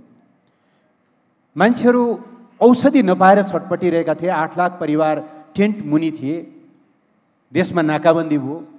त्यो नाकाबन्दी गलत हो भन्नका लागि त अलि कठोरै मान्छे चाहिन्थ्यो होला नि त। कति बेला कस्तो शब्द प्रयोग गर्ने भन्ने कुरा व्यक्तिको आफ्नो चोइसको कुरा होला। तर तपाईँलाई त्यस्तो लागेको छ, एकचोटि उहाँलाई भेट्नु होला, छलफल गर्नु होला। छलफल गरिसकेपछि म केपी ओली कमजोरी रहित मान्छे होइन, उहाँका पनि कमजोरी होलान्, तर तपाईँले जे धारणा बनाउनु भएको छ एकचोटि भेटिसकेपछि तपाईँको धारणा परिवर्तन हुन्छ भन्ने म विश्वस्त छु। धन्यवाद। प्रदीपजी, प्रदीप पौडेलजी। हजुर धन्यवाद। पैसाको पिठो देख्नु भएन, त्यो बनाओ भन्ने थियो। हामीलाई पनि यो असोज 29 गते केन्द्रीय कार्य समितिको बैठकमा हाम्रो आदरणीय सभापतिले बडा शालीन ढङ्गबाट वक्तव्य दिनुभयो। कसैलाई गाली गर्नु भएन। जेनजी आन्दोलनमा उठेका मुद्दाहरू स्वाभाविक छन्, त्यसलाई नेपाली कङ्ग्रेसले सम्बोधन गर्नुपर्छ भनेर उहाँले एकदमै फरक ढङ्गबाट आफूलाई प्रस्तुत गर्नुभयो। त्यसको एक ढङ्गबाट प्रशंसा पनि भइरहेको छ। तर उहाँले अन्तिममा मेरो घरमा जुन पैसा भेटियो भनिएको छ त्यसलाई छानबिन गरिदिनुहोस्, त्यसको तथ्य बाहिर ल्याइदिनुहोस् भनेर उहाँले भन्नुपर्थ्यो। एआई नै रहेछ भने पनि छानबिन पछि त्यो एआई भएको पुष्टि हुन्थ्यो। तर उहाँले एआई को हो भनेर भन्नुभयो। त्यसकारण त्यो कुरामा मेरो पनि चित्त बुझिरहेको छैन। म आफै म माथि छानबिन गर भन्ने मान्छेले सभापतिको घरमा भएको त्यो घटनाको छानबिन हुनुपर्छ। हस्, सम्भवतः धेरै साथीहरूको प्रश्न लिन सकिएन। तपाईँहरूको उठेको हात यो अलिकति चित्त दुखेको होला, तर त्यो चित्तमा मेरो है सन्तोषसँग कुरा पनि भएको छ। अरू धेरै संवाद श्रृङ्खलाहरू चल्नेछ, त्यति बेला तपाईँहरूलाई थप प्राथमिकता दिइनेछ। आज मेरा अतिथिहरूलाई पनि धेरै प्रश्नहरू सोध्ने अवस्था बनेन, तर तपाईँहरूले जसरी जिम्मेवार रूपमा जवाब दिनुभयो। हिजो तपाईँहरूलाई गैर जिम्मेवार भएको 100 प्रश्न छोडेका कारण लामो फेरि कुराकानी हुँदैन भन्ने तपाईँको के भन्ने हो, त्यो चाहिँ पक्का छिटै हुनेछ, त्यो चाहिँ छिटै हुनेछ। तथापि यस्तो संयोग पर्यो, जुन टेलिभिजनमा 100 प्रश्न सञ्चालन गरेर मैले छोडेको छु त्यही टेलिभिजनमा यो कार्यक्रम लाइभ गइरहेछ। तसर्थ म सबै मेरा 5 जना आदरणीय प्रिय अतिथिहरूलाई धन्यवाद भन्छु। तपाईँ दर्शक दीर्घ र टेलिभिजनमा हेर्नुहुने दर्शक श्रोता सबैप्रति कृतज्ञ छु। आयोजकले यो अवसर जो दिनुभयो राष्ट्रहित सर्वोपरिले म तपाईँहरूप्रति पनि धन्यवाद व्यक्त गर्छु। समयमा धेरै मलाई पेल्नु भएन सदिच्छाजीले, उहाँलाई पनि धन्यवाद दिन्छु। हस्त राष्ट्र सर्वोपरि, नमस्कार। धेरै धेरै धन्यवाद राजेन्द्र बानियाज्यूलाई। म पुनः एकपटक सन्तोष गिरिजीलाई अगाडि मञ्चमा निम्त्याउन चाहन्छु र हाम्रो यस दोस्रो सत्र बदलिदो राजनीति सच्चिँदै कि सकिँदै दल भन्ने यो दोस्रो सत्र सञ्चालन गरिदिनु भएकोमा हाम्रा सहजकर्ता राजेन्द्र बानियाज्यूलाई अगाडि आई यो मायाको चिनो ग्रहण गरिदिनु हुनका लागि म हार्दिक अनुरोध गर्न चाहन्छु।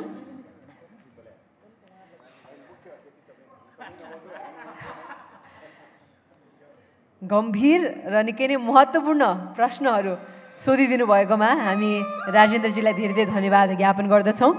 यस पश्चात हाम्रा अतिथि वक्ताहरू प्यानलिस्टज्यूहरूलाई पनि हामी अगाडि निम्त्याउन चाहन्छौँ। प्रदीप गेवालीज्यूलाई धेरै धेरै धन्यवाद सहित यो मायाको चिनो ग्रहण गरिदिनु हुनका लागि हामी हार्दिक अनुरोध गर्न चाहन्छौँ। उपमहासचिव नेकपा एमाले उहाँ सँगसँगै प्रदीप पौडेलज्यूलाई पनि अगाडि आई यो मायाको चिनो ग्रहण गरिदिनु हुनका लागि हामी हार्दिक अनुरोध गर्न चाहन्छौँ। नेपाली काङ्ग्रेसका केन्द्रीय कार्य समिति सदस्य